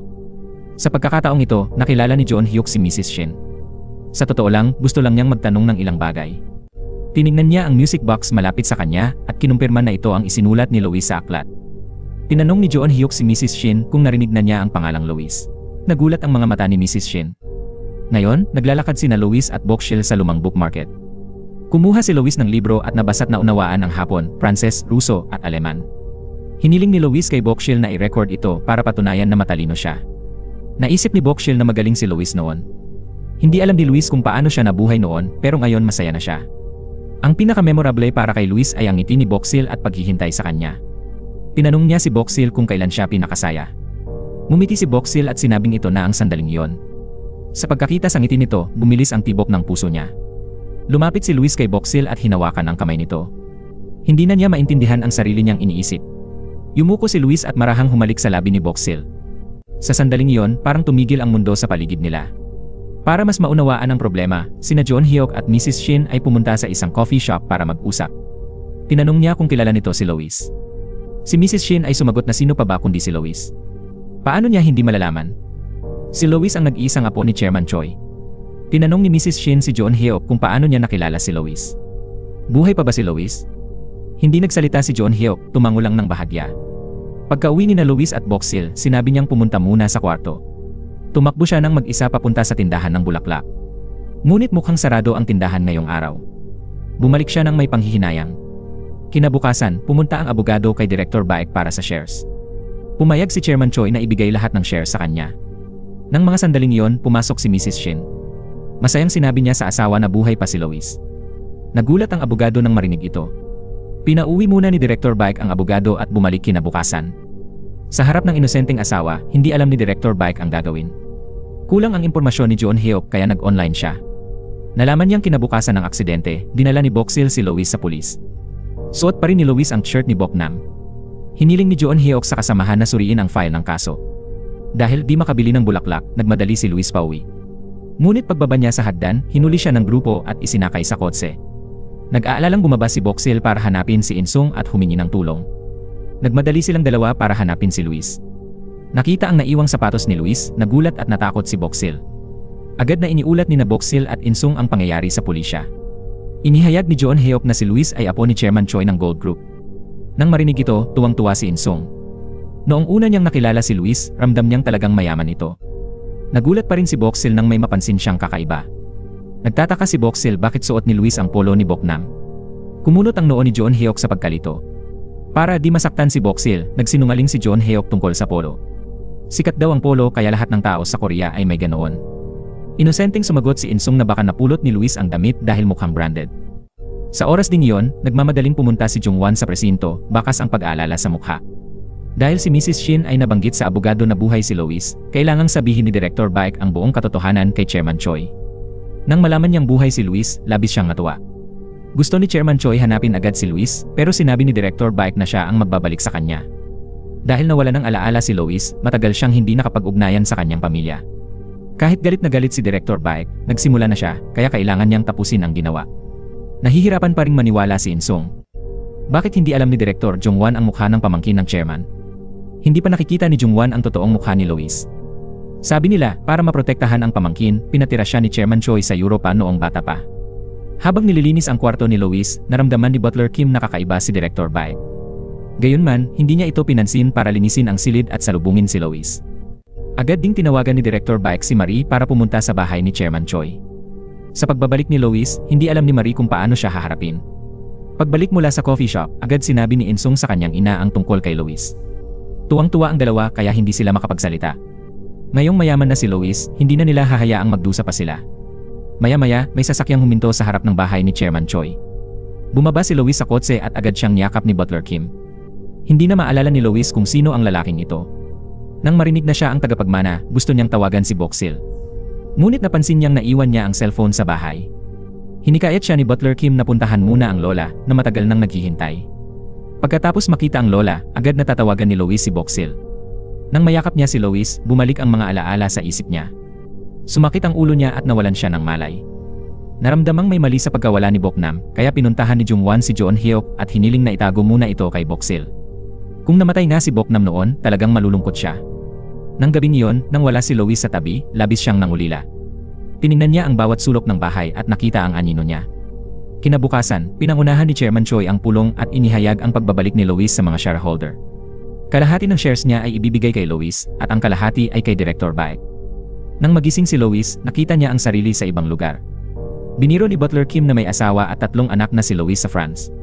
Hinawakan ni Lois ang ulo niya sa sakit. Nang makitang walang alaala si Lois, tumigil si Butler Kim sa pang-asar. Napakaswerte talaga ni Lois. Kung may asawa nga siya, hindi alam ni Boksil ang gagawin. Habang nagsasalita, mas gusto niyang tumakas para hanapin siya. Bago makalabas si Lois, hinarang siya ni Assistant Hayo sa pintuan. Sinabi nito na kailangan munang kumain ng agahan bago umalis. Kahit nalaman ang pagkakakilanlan ni Lois, nalilito pa rin si Jeon Hyuk. Sa dashcam, nakita ni Jeon Hyuk si Boknam na naglalakad sa likod ng kotse. Malamang kotse yon ni Lois. Pagkatapos kumain, humingi si Lois ng baon, damit at pera kay Manager Kim. Gusto ni Lois bayaran si Boksil sa perang hiniram niya rito. Nang makita ang kakaibang kilos ni Lois, labis na nag-alala si Assistant Hayo. Sininyasan niya si Manager Kim. Naisip niyang magpa-DNA test para makasigurado. Natawa si Manager Kim nang marinig ito. Pinayuhan siyang huwag mag-isip ng kung ano-ano at mag-focus sa trabaho. Sa kumpanya, tinawag ni Manager Huang si Boksil para tanungin tungkol sa sitwasyon. Subalit, hindi pa nahanap ni Lois si Boksil. Kaya binalaan siya ni Manager Huang tungkol sa mga taong biglang yumaman at nakalimot. Sinabi rin niyang huwag nang makita si Lois o siya ang bahala dito. Pagpasok ni Boksil, narinig niya ang usapan tungkol sa account na Lois 25. Paulit-ulit binasa ng manager at parang love letter ang dating ng mga komento. Pagdating ni Boksil sa bahay, may pulang karpet na inihanda si Lois. Dumating pala siya para bigyan ng rosas si Boksil. Ayaw niyang umalis at gusto niyang tumira sila ng magkasama. Gayunman, pinayuhan siya nito na mamuhay ng maayos sa bahay ng lola niya. Kahit di sila magkasama, pwede pa rin siyang bumisita araw-araw. Pasakay na sa kotse, tinanong ni Lois ang presyo ng bahay. Akala ni Manager Hayo interesado si Lois sa presyo, pero gusto niya bumili para kina Boksil at Insong. Pag-uwi, di makatulog si Lois kaya tinawagan niya si Boksil. Maluwag at komportable dito, pero gusto lang ni Lois humiga sa tabi ng kanyang kasintahan. Mayaman na siya ngayon. Gagawin niya ang lahat ng gusto ni Boksil. Sa presinto, nakita ni Jeon Hyuk ang resulta ng pagkawala ni Boknam. Nakuhanan ng CCTV sina Boknam at Lois na nagpapalitan ng gamit. Sumakay si Boknam sa kotse ni Lois at umalis. Kaya si Boknam pala ang namatay sa aksidente ng gabing iyon. Kinabukasan, pumunta si Jeon Hyuk sa bahay ni Boksil para hanapin siya. Natuwa siya nang sabihin ni Jeon Hyuk na nahanap na nila ang kapatid niya. Sa biyahe, nagmaneho si Jeon Hyuk para ihatid si Boksil sa kapatid niya habang siya ay nagkukwento. Matagal na siyang hindi nakita ang kanyang kapatid, kaya sobrang nasasabik siya. Pagbaba niya sa kotse, sinabi ni Jeon Hyuk kay Boksil na pumanaw na si Boknam. Si Boknam pala ang namatay sa aksidente sa kotse, hindi si Lois. Natigilan si Boksil sa kinatatayuan at wala nang marinig pa. Tumakbo si Boksil nang mabilis patungo sa puntod ni Boknam. Umiyak siya ng sobra-sobra, halos mahimatay sa kalungkutan. Walang salitang makapaglalarawan sa sakit na nadarama ni Boksil. Nais niya lang na mabuhay muli ang kanyang kapatid. Hindi na niya ito papagalitan pa. Sa opisina, nagkagulo ang creative team sa balitang buhay ang pamangkin ng chairman. Nagbiro pa ang department head kung si Lois nga ba yon o hindi. Pinagtatawanan siya ng buong opisina. Sa opisina ni Director Baek, dumating si Lois para makipag-usap. Gusto tanungin ni Lois ang nangyari noong nakita siya sa mall, pero nagkunwari itong walang alam. Naipaliwanag ni Director Baek ng pautal na sobrang nabigla siya. Pumanaw na raw si Lois at nailibing na ng pamilya, pero nagulat siya sa biglaang paglitaw nito. Hindi na nag-usisa pa si Lois. Aalis na sana si Lois nang bumukas ang pinto. Si Marie ang pumasok. Naalala agad ni Lois na si Marie ang muntik nang makabangga sa kanya. Bago pa makagalaw si Lois, yumakap agad si Marie sa kanya. Sinabi niyang malapit sila dati, pero wala siyang maalala. Sinisi pa siya ni Marie na dapat magkita sila noon, pero ibinaba niya ang tawag. Naalala ni Lois na totoong nangyari yon. Nagtagumpay sina Director Baek at anak na abalahin si Lois. Samantala, ipinasuri ni na Insung at nanay ang brilyante sa pantalon ni Lois. Kumita sila ng 1,000,000 won para sa kanilang sarili. Sumasakit ang ulo niya sa pag-iisip tungkol kina Boksil at Jongwon. Pagkalabas ng opisina, nakilala ni Jongwon si Lois. Mukhang dumating si Lois para hanapin si Boksil. Pinayuhan ni Jongwon si Lois na bigyan ng espasyo si Boksil. Di rin dapat mausisa ang damdamin ng ibang tao. Ganyan ang tunay na matanda. Ngayon, nahaharap si Boksil sa katotohanang patay ang kapatid. Bago ang aksidente, kinuha ni Boknam ang damit ni Lois. Sabi ni Joon Hyuk, nakisama si Boknam sa masamang grupo sa Seoul. Sa kasamaang palad, sumabog ang kotse at namatay si Boknam. Nakaupo si Boksil sa sulok nang may kumatok sa pinto. Pagbukas niya, isang matandang babae ang nakita niya. Lumabas na siya pala ang lola ni Lois at pangulo ng Gold Group. Pagkakita kay Boksil, nakilala agad ni Pangulong Choi ang babaeng nakatagpo niya sa Busan. Pinasalamatan ni Pangulong Choi si Boksil sa pag-aalaga niya kay Lois. Nang makita ang taong umalo sa kanya noon, hindi napigilan ni Boksil ang kanyang luha. Nang kumalma si Boksil, sinabi ni Pangulong Choi na gusto niyang bumalik sila sa dating buhay. Ang pagkamatay ni Boknam ay may kaugnayan din kay Lois. Kaya tuwing nakikita niya ito, nalulungkot siya. Kapag magkasama sila, hindi sinasadyang magdusa sila dahil sa nakaraang trahedya. Nang marinig ito kay Pangulong Choi, naunawaan ni Boksil ang ibig sabihin. Kinabukasan, malungkot na nag-impake si Boksil para umuwi sa kanyang bayan. Nag-check out si Boksil at sumulat ng pamamaalam kay Insung at Manager Hwang. Bago umalis, dumaan si Boksil sa kumpanya para magpadala ng huling liham kay Jung Hwan. Sa mga buwang nagtrabaho siya rito, malaki ang naitulong niya. Nag-text si Boksil kay Lois na magbibiyahe siya, kaya wag muna siyang hanapin. Nang matanggap ang liham, tinawagan agad ni Jung Hwan si Boksil pero patay ang phone. Sa oras na yon, nabasa na rin ni na Insung at ng kanyang ina ang liham ni Boksil. Nalilito si Manager Hwang. Dahil maganda ang kinabukasan ni Boksil, bakit siya uwi sa probinsya? Makalipas ang ilang oras sa biyahe, nakarating si Boksil sa kanyang bayan. Naglinis si Boksil ng bahay at bumalik sa buhay walang kuryente gaya noon. Dahil di makontak si Boksil, sobrang nag-aalala si Lois. Tumakbo agad si Lois sa boarding house, pero sabi ni Insung umuwi na si Boksil.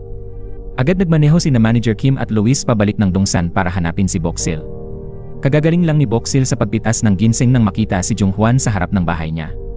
Hindi niya inasahan na pupunta siya rito para makita kung paano siya namumuhay. Bago papasukin si Boksil, hiniling ni Jung Hwan na magluto siya para sa kanya. Pinagagalitan niya ito pero sa totoo lang, malakas ang malasakit niya. Nakipagtalo pa siya sa paghuhugas hanggang mapunit ang pantalon, kaya kinailangang humanap ng damit si Boksil para sa kanya. Nakita ni Boksil na sinisira ni Jung Hwan ang lahat ng hawakan, naalala niya si Lois. Talagang masarap ang buhay ni na Jung Hwan at Lois kaya hindi sila marunong gumawa ng kahit ano. Sa kumpanya, pinag-uusapan ng lahat ang pag-alis ni Boksil sa trabaho. Ang luxury brand section ni Boksil ay nakatanggap ng iba't ibang opinyon. Posible kaya na hindi niya nakayanan ang pressure, kaya umalis siya.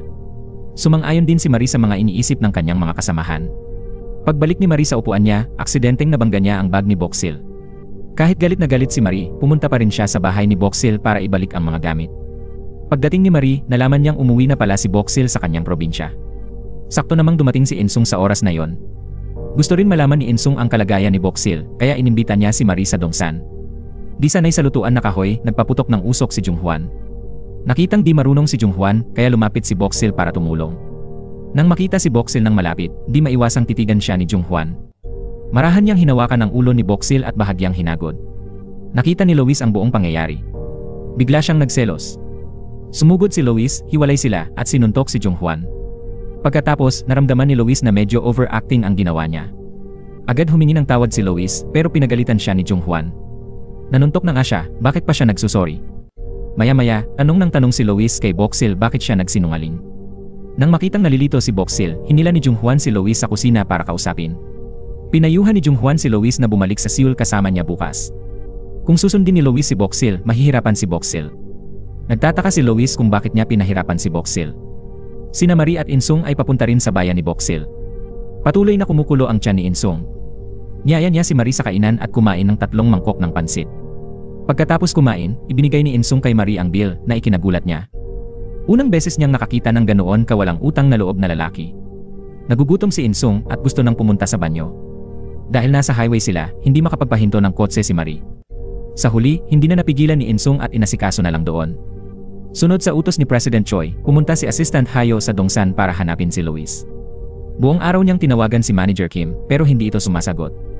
Pagkakita pa lang kay Butler Kim, pinagalitan siya agad ni Assistant Hyo. Ayaw na niyang kausapin pa ito.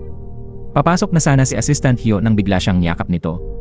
Sa sandaling iyon, talagang tinamaan ng pana ni Cupid ang dalawa. Ayaw niyang iwan si Boxil. Nagpa siyang matulog si Lois sa kanyang silid. Tinawag ni Jung-hwan si Lois at ipinaliwanag na minsan, kailangan ng tao ng sariling espasyo. Naintindihan ni Lois at umaasa pa ring tatanggapin ni Boxil ang damdamin niya pagkatapos nito. Matapos ang nangyari sa kotse, tumakbo si Marie pauwi at niyakap ang ina ng umiiyak. Hindi niya maintindihan bakit kailangan niyang makilala ang ganitong lalaki. Hindi makatulog si Insung sa sobrang hiya. Gusto na lang niyang mawala para hindi na maalala ang nakakahiyang pangyayari. Hindi rin makatulog si Boxil. Iniisip niya ang sinabi ni Chairman Choi, nalulungkot. Kinaumagahan, maagang nagising si Boxil. Nakita siyang nagwawalis, tumulong si Lois. Ngunit, sinabi ni Boxil ang masakit na salita. Sinabi niyang kinamumuhian niya si Lois. Hindi niya gusto ito gaya ng akala nito. Kinuha niya ang bag at naglakad sa gubat. Naglakad si Boxil papunta sa bayan. Kumalat ang balitang buhay ang pamangkin ni Choi. Bigla, bumabalik ang mga alaala sa isip niya. Pabalik ng Seoul, nagtataka si Lois sa lamig ni Boxil. Sasabihin na ni Jung-hwan ang totoo nang nawalan ng kontrol. Tumama ang ulo ni Lois, dumugo ang sugat. Naalala ni Lois ang araw na nakilala si Boknam. Nalaman na kinuha ni Boknam ang buhay ni Lois. Bumaba si Lois at umupo sa gilid ng kalsada. Patuloy na tumulo ang kanyang mga luha. Alam ni Lois kung gaano kalungkot si Boxil dahil sa kapatid niya. Sa sandaling iyon, naramdaman ni Lois ang kaawa-awang kalagayan ni Boxil. Makalipas ang isang buwan, bumuti na ang kalagayan ni Lois. Nagbitiw si Jung-hwan sa trabaho at si Lois ang pumalit. Walang nakaunawa kung bakit umalis si Jung-hwan. Sa halip na pumunta sa opisina ng direktor, umupo si Lois sa dating pwesto ni Boxil. Ang kakaibang ugali ni Lois ay nagpatakot sa kanyang mga tauhan. Nagtataka ang lahat kung hiwalay na ba sina Lois at Boxil. Mukhang mabait at tapat siya sa kanya. Sa panahong ito, bumalik si Boxil sa trabaho sa opisina ni Jung-hwan. Nagbukas si Jung-hwan ng tanggapan para sa agrikultura at hayop at maganda ang simula. Kahit matagal silang hindi nagkita, nangungulila pa rin sina Boxil at Lois sa isa't isa. Dahil nagsimula ng negosyo si Jung-hwan, nag-aalala ang kanyang mga magulang. Pinuntahan siya ng dalawa para makausap. Ngunit sa oras na yon, lumabas na si Jung-hwan para makipagkita kay Lois. Inutusan pala ni Lois si Jung-hwan na alagaan si Boxil. Mga bagay na yon ay galing kay Lois, di alam ni Boxil. Si Insung na ngayon ang driver ng Shopping King, di na si Butler Kim. Bumili si Lois ng mga bahay para kay Manager Huang para may kita siya nang di na nagtatrabaho. Pinakiusapan din ni Lois si Manager Huang na magpakabit ng 3 kandado sa bahay ni Boxil. Para ligtas si Boxil at mas mapanatag si Lois. Nakahiga sa sahig, naalala ni Lois ang masasayang alaala nila. Malapit nang dumating si Boxil, kaya nagmadali si Lois umalis. Simula nang maging creative director si Lois, sobrang inis si Director Baek. Sa hapunan, di niya matago ang galit. Di siya makakain o makatulog ng maayos dahil pinabayaan niya si Lois. Kung lalabas ang totoo, malaking pinsala yon sa kanya. Hindi alam ni Director Baek kung gaano karami ang naalala ni Lois. Dahil sa maling desisyon ni Jung-hwan, labis na nagalit ang kanyang mga magulang. Nilinaw din niya sa kanyang mga magulang na gusto niyang magpahinga sandali. Pangalawang kita lang ang kumpanyang ito, kaya di dapat mag-alala ang kanyang mga magulang. Dahil di niya kayang alagaan si Boxil, hiniling ni Lois kina Manager Huang at Insung na gawin ito. Araw-araw siyang gagawa ng menu.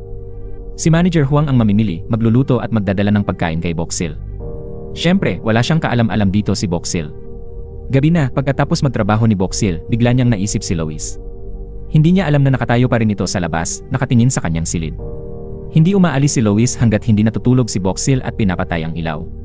Tuwing umaga, pagkaalis ni Boxil, naglilinis si Lois sa bahay at naghuhulog ng pera sa alkansya.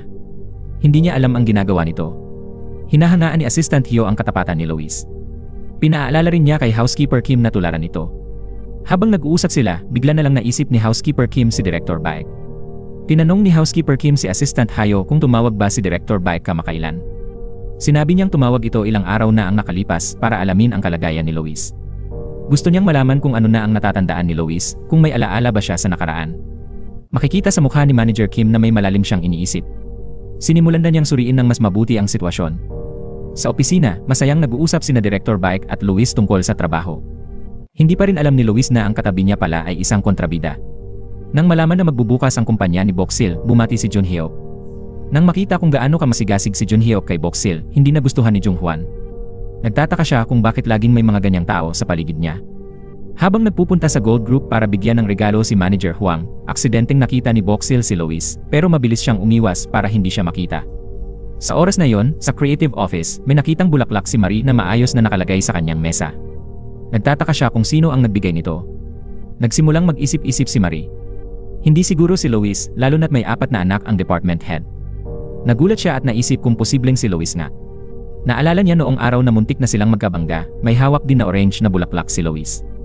Ngayong hindi na nag-uusap sina Lois at Boxhill, baka napansin na siya nito. Hindi alam ni Marie na may isa pang taong humahanga sa kanya, at iyon ay si Insong. Paalis na, inimbita ni Marie si Lois sa hapunan, pero agad itong tumanggi. Kailangan din niyang bugulin ang mahalagang oras sa gabi para magsanay ng spelling. Hinikayat ni Butler Kim si Lois na ang pag-alam ng 10 wika at tamang pagbaybay ay mas astig pa. Dahil usisero ang mga magulang ni Jongwon sa babaeng kasama niya, inimbitahan nila si Boxhill sa hapunan. Sa kanyang malawak na kaalaman sa nutrisyon, humanga ang mga magulang ni Jongwon kay Boxhill.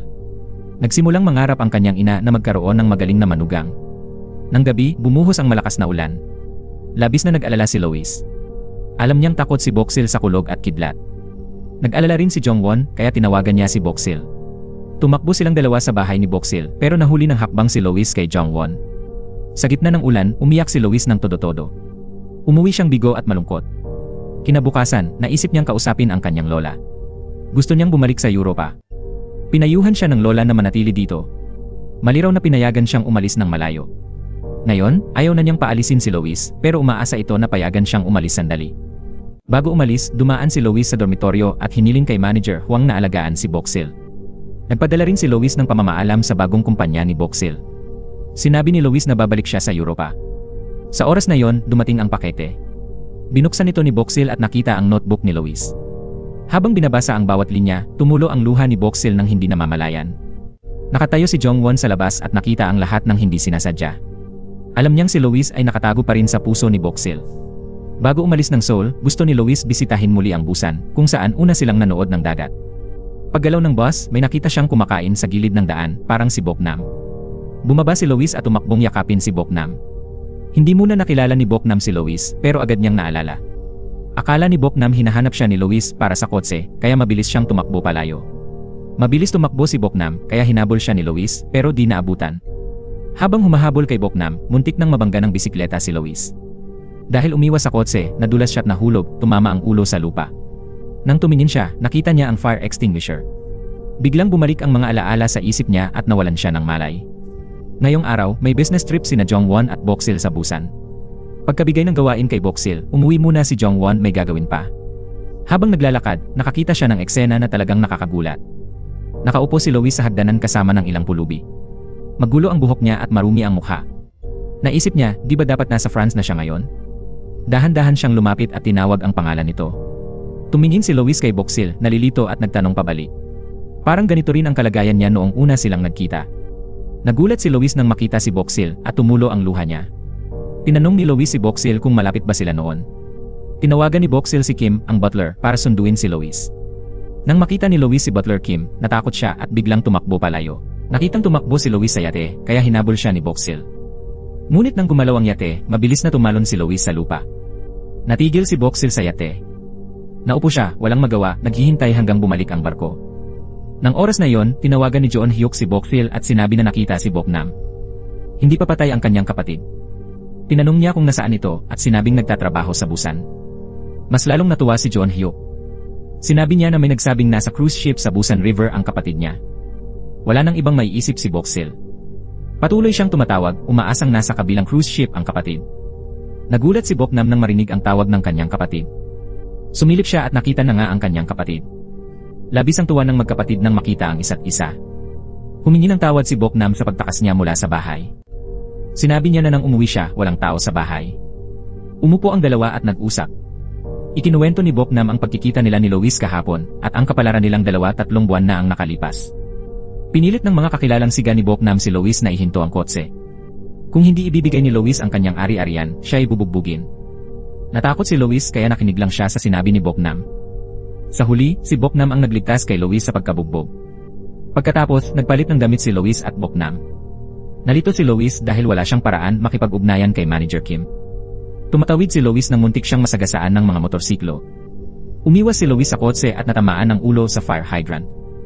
Habang hinahabol si Boknam, muling natamaan ni Lois ang ulo. Doon lang naalala ni Lois ang lahat ng nangyari. Nang mahuli ni Lois si Boknam, umiyak siya sa tuwa. Nagsimula silang mag-usap sa isa't isa. Sa oras na ito, nalaman lang ni Boknam na pumunta ang kapatid niya sa Seoul para hanapin siya. Pagkakuha ng gamit ni Lois, ninakawan din si Boknam ng leader ng gang. Kasisakay lang niya sa kotse at nakalayo ng kaunti nang mabangga siya ng container. Nasaksihan ni Boknam ang buong pangyayari. Natakot siya at bumalik sa kanyang bayan. Ngunit nang umuwi siya, wala ng tao, kaya tumakas siya papuntang Busan. Di inaasahan, pagdating ni Boknam dito, nakita niya ulit si Lois. Masayang nagvideo si Lois nakatabi si Boknam at ipinadala sa lahat. Hiniling din ni Lois kay Jongwon na dalhin si Boksil sa Busan para tumulong. Lumabas na ang biyaheng ito pala ay inayos ni Jongwon. Bukod dito, nagkunwari ulit si Lois na may amnesia para tawagan ni Boksil si Butler Kim. Lahat ng trikong ito'y inisip ni Lois para magkita muli sina Boksil at Boknam sa di inaasahang paraan. Gaya ng plano ni Lois, tinawagan ni Boksil si Butler Kim. Sasabihin niya kay Boksil na dalhin si Lois sa pantalan at hintayin siya doon. Pagdating ni Butler Kim, kunwari hinahabol niya si Lois papunta sa yate. Nang nakasakay na si Boknam, mabilis na bumaba si Lois. Nagsimula nang umandar ang yate ayon sa utos ni Assistant Hyo. Agad ding tinawagan ni Joon Hyok si Boksil para sabihing nasa yate si Boknam. Ginawa ng lahat ang makakaya para mapasaya si Boksil. Habang nakatingin sa ibaba mula sa yate, talagang masaya si Boksil. Lubos na nagustuhan ng ina ni Jungwon si Boksil. Akala niya ay may karapatan siyang pumasok sa bahay ni Boksil dahil alam niya ang password. Nakitang bukas ang kwarto ni Boksil kaya nausisa si Manager Wang. Nang mag-usap sila, nalaman niyang sila pala yung mga magulang ni Director Jungwon. Sinabi pa ng ina ni Jungwon na siya ang magiging biyenan ni Boksil. Nang banggitin ni Manager Wang si Lois, naging usisa ang mga magulang ni Jungwon. Tapat na sinabi ni Manager Wang na si Boksil ang kasintahan ni Lois, tagapagmana ng Gold Group. Nang marinig ito, halos himatayin muli ang ina ni Jungwon. Talagang kawawa si Marie. Ayaw ni Jungwon o Lois sa kanya, pero gusto ng ina ni Marie na ipakilala siya sa mabuting lalaki. Anak siya ng kaibigan ni Mrs. Shin. Kahit walang gaanong pag-asa, pumayag si Marie na pumunta sa Busan para makilala ang lalaki. Pagdating niya, hindi pa nakakakain nang masaktan siya ng todo. May kasintahan na pala siya, pero pumayag pa ring makipag-blind date. Galit si Marie at gustong buhusan ng tubig ang mukha niya, pero pinigilan para di mapahiya ang ina. Nakatayo si Marie sa tabi ng dagat, umiiyak. Nagkataon, naglalakad din si Inseong sa dalampasigan noon. Labis siyang natakot nang makita ito. Patuloy na sinundan ni Inseong si Marie. Pagdating ng gabi, pagod na si Marie pero di pa sila nakarating sa sinehan. Nakita ito ni Seong, kaya hinubad niya ang sapatos at ipinagpalit kay Marie. Nakakaawa si Inseong nang nakayapak, pero wala itong pakialam kay Marie. Ito ang unang beses na nanood sila ng scene sa labas. Sa gitna ng pelikula, sumakit ang tiyan ni Marie at bigla siyang umutot. Naistorbo ang lahat. Noon, labis na nahiya si Marie. Agad na nilakasan ni Inseong ang boses para makuha ang pansin ng lahat. Humingi siya ng paumanhin at inako ang pagkakasala. Nang umuwi si Boknam, parang hindi pa rin makapaniwala si Boksil. Gusto sana matulog ni Lois pero pinalayas siya ni Manager Wang. Unang araw na nagkita muli sina Boksil at Boknam kaya dapat mag-usap sila. Ikinuwento ni Boksil sa kapatid ang pagkamatay ng lola. Nangako siya sa lola na hahanapin at aalagaan ang kapatid. Ngayon, tinupad niya ang pangako sa kanyang lola. Sa ospital, nagising na ang tauhan ni Director Baek. Subalit, agad siyang tumakas pagkatapos noon. Nahanap niya ang malapit na phone booth at tumawag. Nang bigyan siya ng numero, binaba niya ang tawag. Di alam ang balak, nag-alala si Director Baek. Mabilis siyang tumakbo sa bahay ng kanyang ina. Pagpasok, nakita niya si Lois na may kausap sa telepono. Pagkatapos, nagbago ang ekspresyon ni Director Baek. Oras na ba para magbayad siya ng utang? Gaya ng hula, tinawagan ng tauhan ang bahay ni Chairman Choi. Ngunit nang marinig si Director Baek, agad niyang ibinaba. Nagulat si Lois nang makita si Director Baek. Sabi ni Director Baek, bibisita lang siya saglit kay Chairman Choi. Tatalikod na sana siya nang anyayahan ni Lois na kumain ng pansit. Habang kumakain, tinanong ni Director Baek si Lois kung tapos na ba kay Boksil. Mahinahon na sumagot si Lois na nahanap niya ang kapatid ni Boksil. Kasabay nito, buong buo na niyang naalala ang lahat. Nang marinig ito, parang hindi na malunok ni Director Baek ang pansit. Hindi na intindihan ni Director Baek bakit di binanggit ni Lois ang pagmamaneho. Mabilis din kumain si Director Baek at umalis. Pagdating sa pinto, nakasalubong niya ang subordinate na naghihintay. Nagpanik si Director Baek at hinila siya papunta sa kotse. Ngayon pera na lang kailangan, humingi siya ng 1 bilyon kay Director Baek. Naitala lahat ng usapan nila ni Director Baek. Nang gabing iyon, napanaginipan ni Pangulong Choi ang kakaiba. Maraming malalaking bilog na kastanyas ang bumagsak sa kanya. Pagkagising, tuwang-tuwa si Pangulong Choi. Pakiramdam niya may magandang balitang darating. Maaga sa umaga, nagdala sina Inseong at nanay niya ng almusal para kina Boksil at Boknam. Pagkakain, hinatid ni Inseong si Boksil sa trabaho. Pagdating ni Boksil, agad ipapaalam ni Inseong kay Lois para mapanatag ito. Wala nang ibang inaalala si Lois kundi si Boksil. Dahil papasok na siya sa susunod na linggo, gusto ni Lois bisitahin ang kumpanya ni Jungwon. Pagpasok ni Lois, narinig niya ang malalambing na salita ni Jungwon kay Boksil, kaya nagselos siya. Nang makita ni Lois ang name tag ni Jungwon, hiningi niya kay Boksil na gumawa ng kaparehong tag. Tuwing nagkikita, gusto ng dalawang ito na mag-away. Ang tunay na layunin ni Lois ay anyayahan si Boksil sa hapunan sa bahay niya ngayong gabi.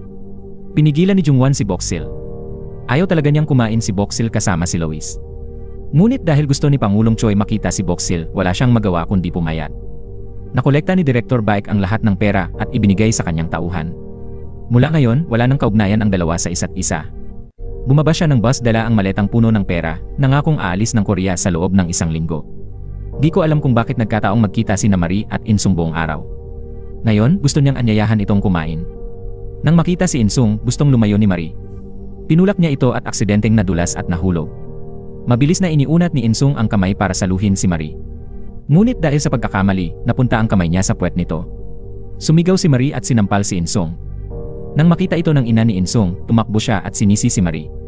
Nang makitang inaapi ang anak, si Enje, Shin ay nagmadali ring makipaglaban. Gayunpaman, tila nasa panig ng ina ni Insung ang tagumpay. Kung di pinigil ng anak, sasalakay sana ang ina ni Insung para bugbugin sina Marie at ina nito. Nakita ni Insung na medyo nababalisa ang kanyang ina, kaya humingi siya ng paumanhin. Agad na inilabas ng ina ni Insung ang kanyang galit sa kanya. Dahil sa takot niya sa babaeng ito, si Mrs. Shin ay humingi ng tulong sa ina ni Junghwan. Agad na nakilala ng dalawa ang isa't isa nang magkita sila. Napansin din ng ina ni Junghwan na pareho ang scarf nila ng ina ni Insung at Marie. 3 babae, isang scarf ang makalulutas ng lahat ng galit at hindi pagkakaunawaan. Nang gabing iyon, pumunta si Boksil sa bahay ni Lois sa imbitasyon ni Pangulong Choi. Binigyan din ni Boksil si Pangulong Choi ng sariwang peras na organikong pinalaki. Tuwang-tuwa siya sa mga ito sa unang tingin. Matapos uminom ng katas ng prutas, nakaramdam ng pagkahilo si Boksil. Tuwang-tuwa si Pangulong Choi dahil akala niya ay buntis si Boksil. Ngunit si Boksil ay nagkaroon lang ng hindi pagkatunaw ng pagkain dahil sa sobrang kain. Pagbalik ni Lois kay Boksil, nakita niya si Boknam na nag-aaral. Tila nakalimutan na ni Boknam ang lahat ng kanyang kaalaman. Agad na ngakong kukuha si Lois ng mahusay na tutor para kay Boknam upang mapabuti siya agad. Pagdating ni Lois sa bahay, nakita niya ang dalawang kasambahay na naglalandian. Biniro niya si Assistant Hyo na siya raw ang unang pag-ibig ni Housekeeper Kim. Dahil nandoon si Assistant Hyo, naisip ni Lois na humingi ng pabor sa kanya. Naalala niya ang mga estudyanteng ng loko at nangikil ng pera kay Boksil. Gusto niyang parusahan sila ni Manager Hyo dahil ito ang kanyang forte. Nagpadala siya ng tao para alamin ang kanilang address.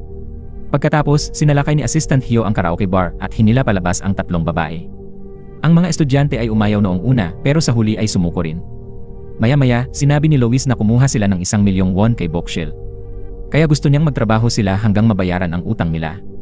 Nagulat sila nang makitang gwapo at mayaman na ngayon si Lois. Labis na nagulat ang 3 babaeng estudyante sa pagbabagong anyo ni Lois. Sinabi rin ni Lois kay Manager Kim na pakainin sila ng maayos.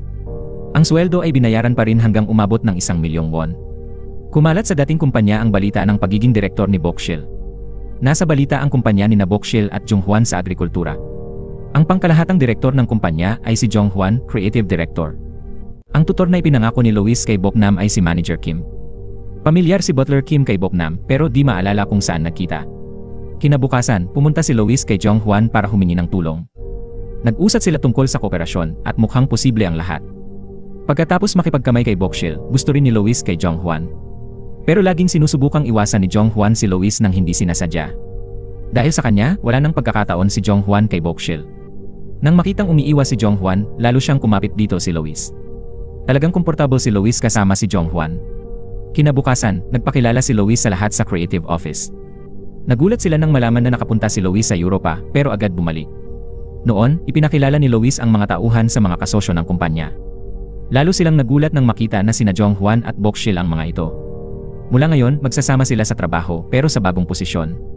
Nang panahong iyon, inimbitahan ni Pangulong Choi sina Insung at nanay niya. Matagal na mula nang huling nakita si Lois na tumugtog ng piano at kumanta. Ang mapayapang tagpong ito ay nagpasaya sa kanya ng lubos. Si Pangulong Choi ay nag-iisa sa kastilyo na ito buong buhay niya. Hindi niya inakala na walang saysay ang buhay niya. Dahil sa pagkawala ng alaala, mas nakisama si Lois sa lahat. Mula noon, naging mas masaya na siya.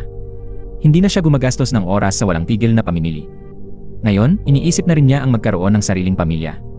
Bago nawala ng memorya, gustong-gusto ni Lois bumili ng singsing para kay Boksil, pero wala siyang pera at ayaw niyang magsuot ito ng peking singsing. Ngayon, mas madali na ang lahat. Nang tumayo si Lois para gumawa ng kape, medyo nagulat si Boxhill na alam niya kung nasaan ang kape. Ngayon, inamin ni Lois na pumupunta siya sa kwartong ito sa buong panahong pansamantala silang magkahiwalay. Nilinis niya ang lahat at naghulog ng pera sa alkansya ni Boxhill. Gabi-gabi, hinihintay niyang patayin ang ilaw at matulog bago siya umuwi ng mapayapa. Nang marinig ito ni Boxhill, labis siyang naantig. Marahan niya itong niyakap mula sa likod. Dahan-dahan ding hinalikan ni Lois si Boxhill sa noo. Lumipas na ang mahirap na panahon para sa kanila at ngayon ay masaya na silang mamumuhay ng magkasama. Kinabukasan, pumunta si Manager Kim sa Busan para hanapin ang kahon ng kayamanan ni Lois noong bata. Ngunit hindi ito nahanap ni Manager Kim. Hindi niya alam na nauna na pala si Director Baek. Kahit gustong makipag-agawan ng kapangyarihan at saktan si Lois ni Director Baek, si Mrs. Shin ay napakabuting babae. Minahal at inalagaan niya si Lois mula pagkabata. Naalala ni Lois ang pag-aalaga niya at nakaramdam ng init. Habang nag-uusap sila, pumasok sa tindahan ang tauhan ni Director Baek. Nagpakilala siya bilang tauhan ni Director Baek. Sa oras na yon, sina Mrs. Shin at Lois ay nakaalaala na siya ang tumawag sa kanila kagabi. Pagkakuha ng pera kay Director Baek, naloko siya at nawala ang pitaka. Napilitan siyang bumalik para hanapin si Mrs. Shin. Pagkakuha ng kahon ni Lois, binuksan ito ni Director Baek pero walang nakitang espesyal. Maglilinis na sana siya nang tumawag ang asawa at sinabi na nasa tindahan ang kanyang tauhan. Agad lumapit si Director Baek at inilabas siya sa bookstore kagad. Pagdating sa garahe, inamin niyang ninakaw ang kanyang pitaka. Kung hindi siya bibigyan ni Director Baek ng dagdag na pera, hindi siya makakaalis ng Korea. Para bumawi sa panahong magkahiwalay sila, nagdesisyon si Lois na ligawan si Boxhill, tama. Sa kwartong ito, bumili siya ng maraming bagay para sa kanila, kasama ang bag na dapat ibalik sa tindahan. Ang dalawa ay lubog na lubog sa kanilang pag-ibig. Akala ni Boxhill gutom si Lois kaya gusto niyang magluto pero pinigilan siya nito. Ayaw ni Lois na mabasa ang kamay ni Boxhill na may singsing kaya siya na ang nagluto sa kusina. Nahirapan si Lois tapusin ang ulam pero si Boxhill ang naglinis nito.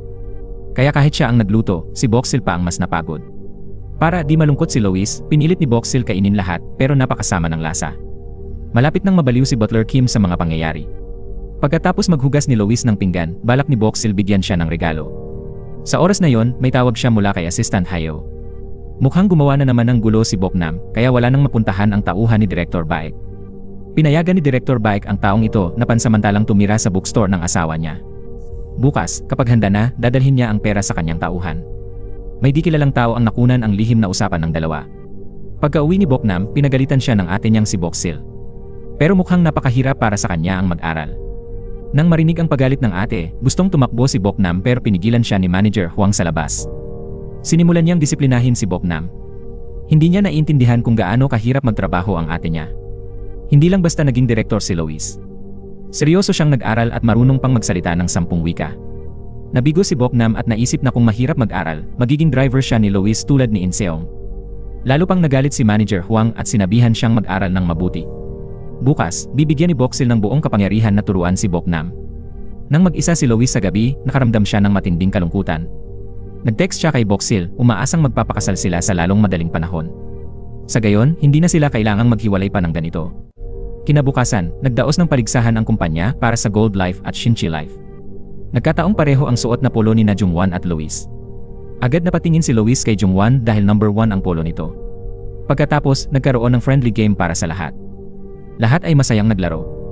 Sa huli, nanalo ang koponan ni Lois. Nang gabi niyon, masayang kumain ang lahat. Nang makitang nahihirapan si Boxhill mag-ihaw, hinila siya ni Lois at pinakain. Pagkatapos kumain, nagsimula na ang entertainment program. Ang 5 kalahok ay magsusuot ng maskara para kumanta. Ang may pinakamataas na puntos ang mananalo ng tropeo. Si Lois ang naging huling nagwagi. Medyo nalungkot si Jungwon nang makitang magkasama sina Lois at Boxhill. Hindi niya napansin na naalala niya ang kanilang magagandang sandali. Sa gabi, lahat may kapares maliban kina Lois at Jungwon na pumili ng solong tolda. Sa totoo lang, talagang nakatadhana ang dalawa. Kahit iwasan nila ang isa't isa, lagi pa rin silang nagkakasalubong ng hindi sinasadya. Ang ganitong pagsasama ay labis na nagpahirap kay Jungwon. Hindi siya komportable, pero makalipas ang 2 segundo, nakatulog siya ng mahimbing. Hindi makatulog si Lois, kaya nag-text ulit siya kay Boxhill. Noon, inanyayahan ni Boxhill si Lois para bigyan siya ng regalo. Nabasa ni Jungwon ang damit ni Boxhill, kaya pinahiram siya ni Mire ng jacket bago umalis. Papunta sana siya sa tagpuan kasama si Lois nang biglang madroga ng kanyang tauhan at nawalan ng malay. Hindi niya alam na mali ang naaresto dahil ang suot ni Boxhill ay pag-aari ni Mire. Dumating si Lois sa tagpuan at may nakitang kahon. Binuksan niya at nakita ang singsing na may cute na smiley face gawa ni Boxhill. Malakas na tumawag si Luis pero hindi lumitaw si Boxil. Tinawagan niya ito pero walang signal. Matapos kidnapin ang bihag, tinawagan ng tauhan si Director Baek para humingi ng pera.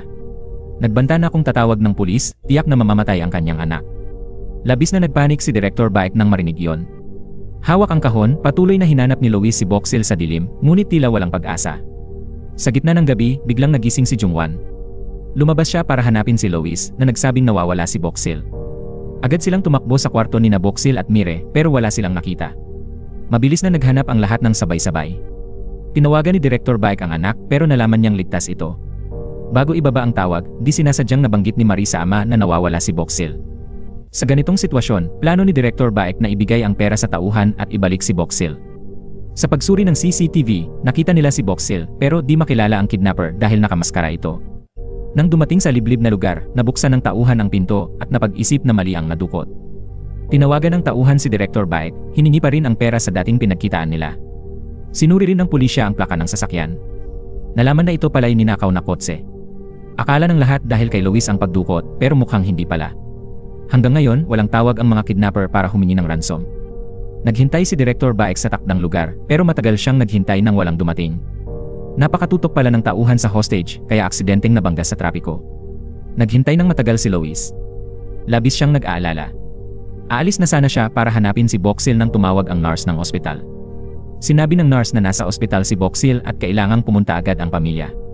Agad na pumunta sina Jungwon at Jeonjae sa ospital. Hindi na sila mapalagay. Pagdating sa ospital, tiningnan ni Luis ang bawat kama para hanapin si Boxil. Nang buksan niya ang kurtina, nakita niyang kaibigan pala ito ni Director Baek. Naalala ni Junhyuk na ito ang nasugatan sa kwarto sa bubungan. Akala ng doktor na pamilya sila ng pasyente nang makitang nag-uusap sila. Sinabi niyang napakakomplikado ng kalagayan ng pasyente. Dahil sa bigat ng dating sugat, nakatakas siya. Sa pagkakataong ito, nagkaroon siya ng bagong pinsala sa ulo kaya mababa ang tsansa ng paggaling. Nasugatan din si Boxil pero napakabahagya lang. Nagtamo lamang siya ng pinsala sa litid. Hindi maintindihan ni Boxil kung bakit siya dinukot ng lalaki. Nagulat din si Luis na hindi siya tinawagan ng kidnapper para humingi ng pera. Tinanong ni Jungwon si Luis kung may kaugnayan ang taong iyon kay Director Baek. Nanlaki ang mga mata ni Jungwon sa komplikadong sitwasyon. Pagdating sa bahay, tila nawalan na ng sigla si Director Baek. Hiniling niya sa asawa na ibalik ang kahon ni Luis sa lihim na vault ni Chairman Choi. Habang pinapakain ni Luis si Boxil ng lugaw, nakita niya ang singsing na ibibigay sana. Hindi niya inasahan na hindi pala ito nawala.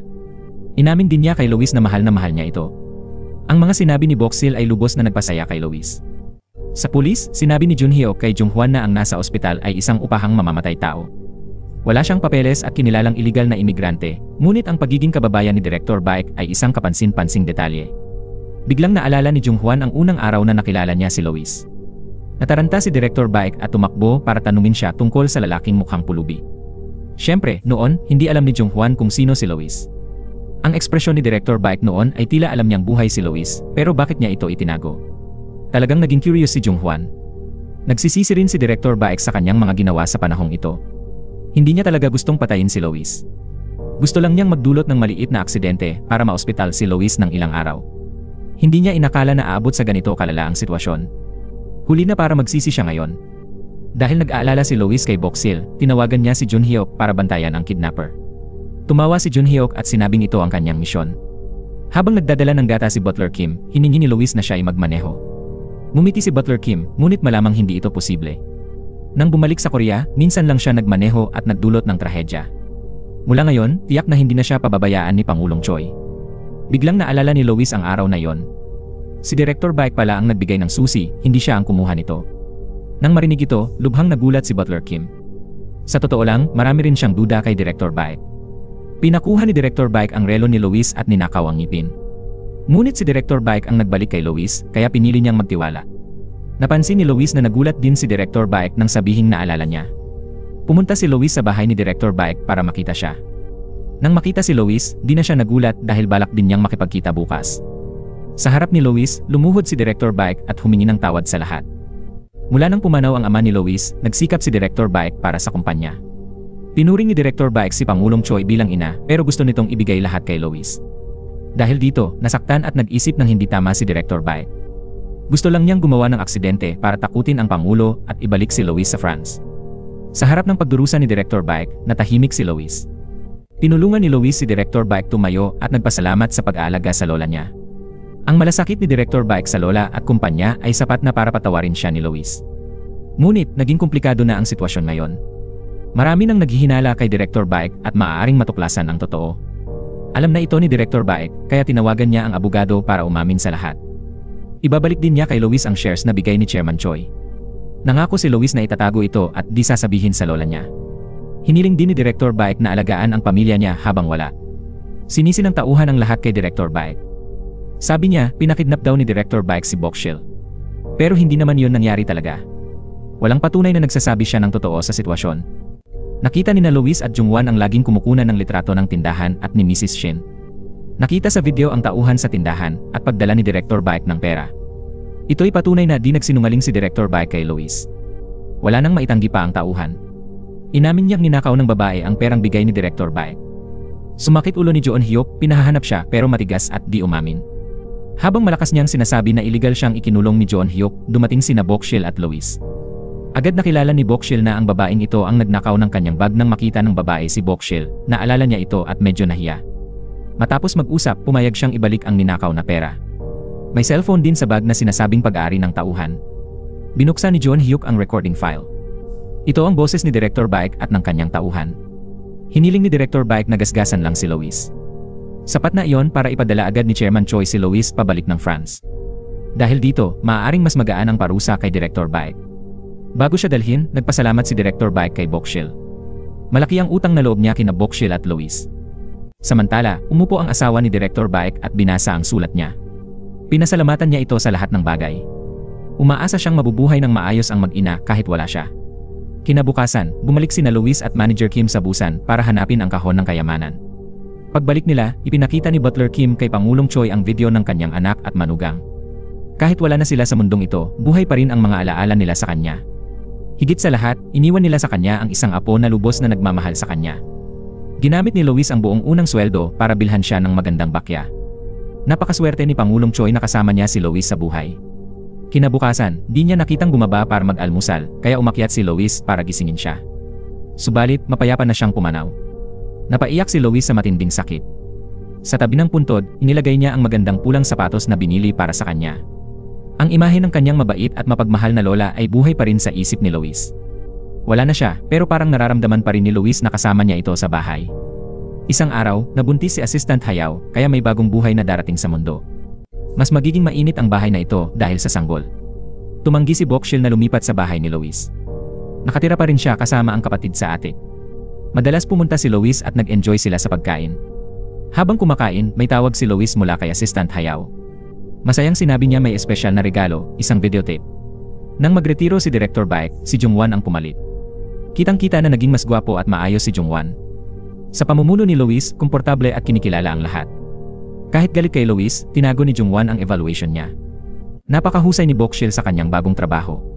Pinuri siya ni Jungwon dahil dito. Alam ni Jungwon na huling araw nilang dalawa lang magkasama. Masaya siya na naging magkasintahan sina Luis at Bokshil. Sinabihan din niya si Bokshil na alagaan si Luis ng mabuti. Hindi lumaki si Luis kasama ang pamilya, kaya't nangungulila siya sa tunay na pagmamahal. Binilhan din ni Jungwon si Bokshil ng mga aklat para sa entrance exam sa kolehiyo. Inisip niya na talagang matalino ito. Kung mag-aaral pa siya, tiyak na magkakaroon siya ng magagandang resulta. Buntis noon si Assistant Hayao at nahihirapan sa morning sickness. Nang hilahin siya ni Butler Kim sa hapagkainan, hindi niya sinasadyang tumanggi. Ngunit dahil sa pagmamakaawa ni Butler Kim, sinubukan niyang makinig. Gusto rin niyang makita kung ano ang inihanda nito para sa kanya. Nakakagulat, ito pala ay isang malaking singsing na brilyante. Nag-propose si Butler Kim kay Assistant Hayao at hiniling na maging asawa niya. Lubos na naantig si Assistant Hayao. Bagamat medyo huli na, buti na lang at hindi pa huli ang lahat. Sa di malamang dahilan, nais ng mga magulang ni Jungwon na tumira sa kanya. Sinabi ng kanyang ina na mananatili siya hanggang sa siya ay mag-asawa. Pagkatapos ay nagtungo siya sa kusina at nagluto ng pansit. Nang makita niyang nagbubuhos ng katas ng prutas sa palayok, natakot ang ama ni Jungwon. Sawang-sawa na siya sa katas na ito. Kaya itinapon niya lahat at pinagbawalan ang asawa na pumasok sa kusina. Labis na nasaktan ang kanyang asawa sa kanyang mga ginawa. Kahit gabi na, napagpasyahan niyang umalis ng bahay. Nalaman na pumunta pala siya kay Yanye Shin. Agad tinawagan ng dalawang lola ang ina ni Inson. Naglaro sila ng mahjong habang pinag-uusapan ang kanilang mga asawa. Sa kasal ni na Butler Kim at Assistant Hayao, dumating ang lahat at nakisaya. Bawat isa ay naghanda ng makabuluhang regalo para sa kanila. Pagbalik sa kwarto, biglang naalala ni Marie ang sinabi ni Lois. Alam ni Lois na gusto ni Marie si Jungwon, kaya pinayuhan siyang maging totoo sa sarili. Gusto ng lahat ang mga bagay na simple at tapat. Parang may naintindihan si Marie, kaya napagpasyahan niyang habulin ulit si Jungwon mula ngayon. Nakita ni Lois na gusto ni Insung si Marie, kaya sinabi niya na gusto na ni Marie si Jungwon. Nang marinig ito, sobrang nasugatan ang puso ni Insung. Pagkatapos ng party, umuwi siya at umiyak ng todo sa sakit. Habang iniisip ni Lois ang kasal ng mga Butler, lalo niyang pinangarap sila ni Bokshil. Naisip niya na dapat din siyang maghanda para mag-propose sa kanya. Kaya kumuha si Lois ng mga gamit at nagsimulang mag-practice ng proposal. Kinabukasan, inis si Jungwon dahil pinilit siya ng nanay niya sa blind date. Inaya rin siya ng babaeng ito na mamili, katulad ng ginawa ni Bokshil noon. Ang pagkakaiba, hindi siya nawala ng bag o naloko sa pera. Pumunta siya dito para humanap ng posibleng customer. Gusto niyang makipagtulungan sa Shinshi Life para magbenta ng ginseng products. Narinig ni Jungwon ang presentasyon at alam na matalino ang babaeng ito. Ngumiti siya ng maliwanag, muling nagpatibok ng kanyang puso. Ngayon, patuloy na nagluto si Bokshil ng pansit para sa kapatid. Dumating din si Lois, kaya kumain siya kasama ni na Bokshil at kapatid. Nang gabi niyon, hindi makatulog si Lois at nag-text kay Bokshil. Gusto niyang anyayahan ito sa scene, matagal na silang hindi nakapanood. Ang buong sinihan ay inarkila ni Lois para sa kanila. Nag-usisa si Bokshil kung anong uri ng pelikula ito. Lumabas na hindi pala ito isang romantikong pelikula. Ipinakita sa screen ang pamilya Bokshil na tumatanggap ng gantimpala. Napuno ng luha ang mga mata ni Bokshil sa nakita. May ganito palang pagkakataon sa mundong ito. Matagal nang hindi nakita ni Bokshil ang kanyang mga magulang. Napakabata pa nila noon sa pelikula. Tahimik siyang nagpatuloy sa panonood ng pelikula. Ipinakita ang dalawang batang umiiyak dahil walang music box. Matapos ni NJ, kinuha ni Shin si Marie, tumakbo si Bokshil at ibinalik ang music box kay Lois. Masayang tinanggap ito ni Lois at maingat na itinago. Ang maikling pagkikitang ito ang naging tadhana ng dalawang tao. Kaya pala may pangalan ni Bokshil sa ilalim ng music box. Dati ay sa kanya ito at ngayon ay bumalik na sa tunay na may-ari. Hindi inakala ni Lois na magkikita silang muli. Lalo na, hindi niya inasahang mahuhulog sila sa pag-ibig ng ganito. Malayo ang narating nila pero sa huli, pinagsama pa rin sila ng tadhana. Maraming himala ang maaaring mangyari sa buhay at ang pag-ibig ay isa na rito. At dito nagtatapos ang pelikula. Maraming salamat sa panonood. Hanggang sa muli, paalam.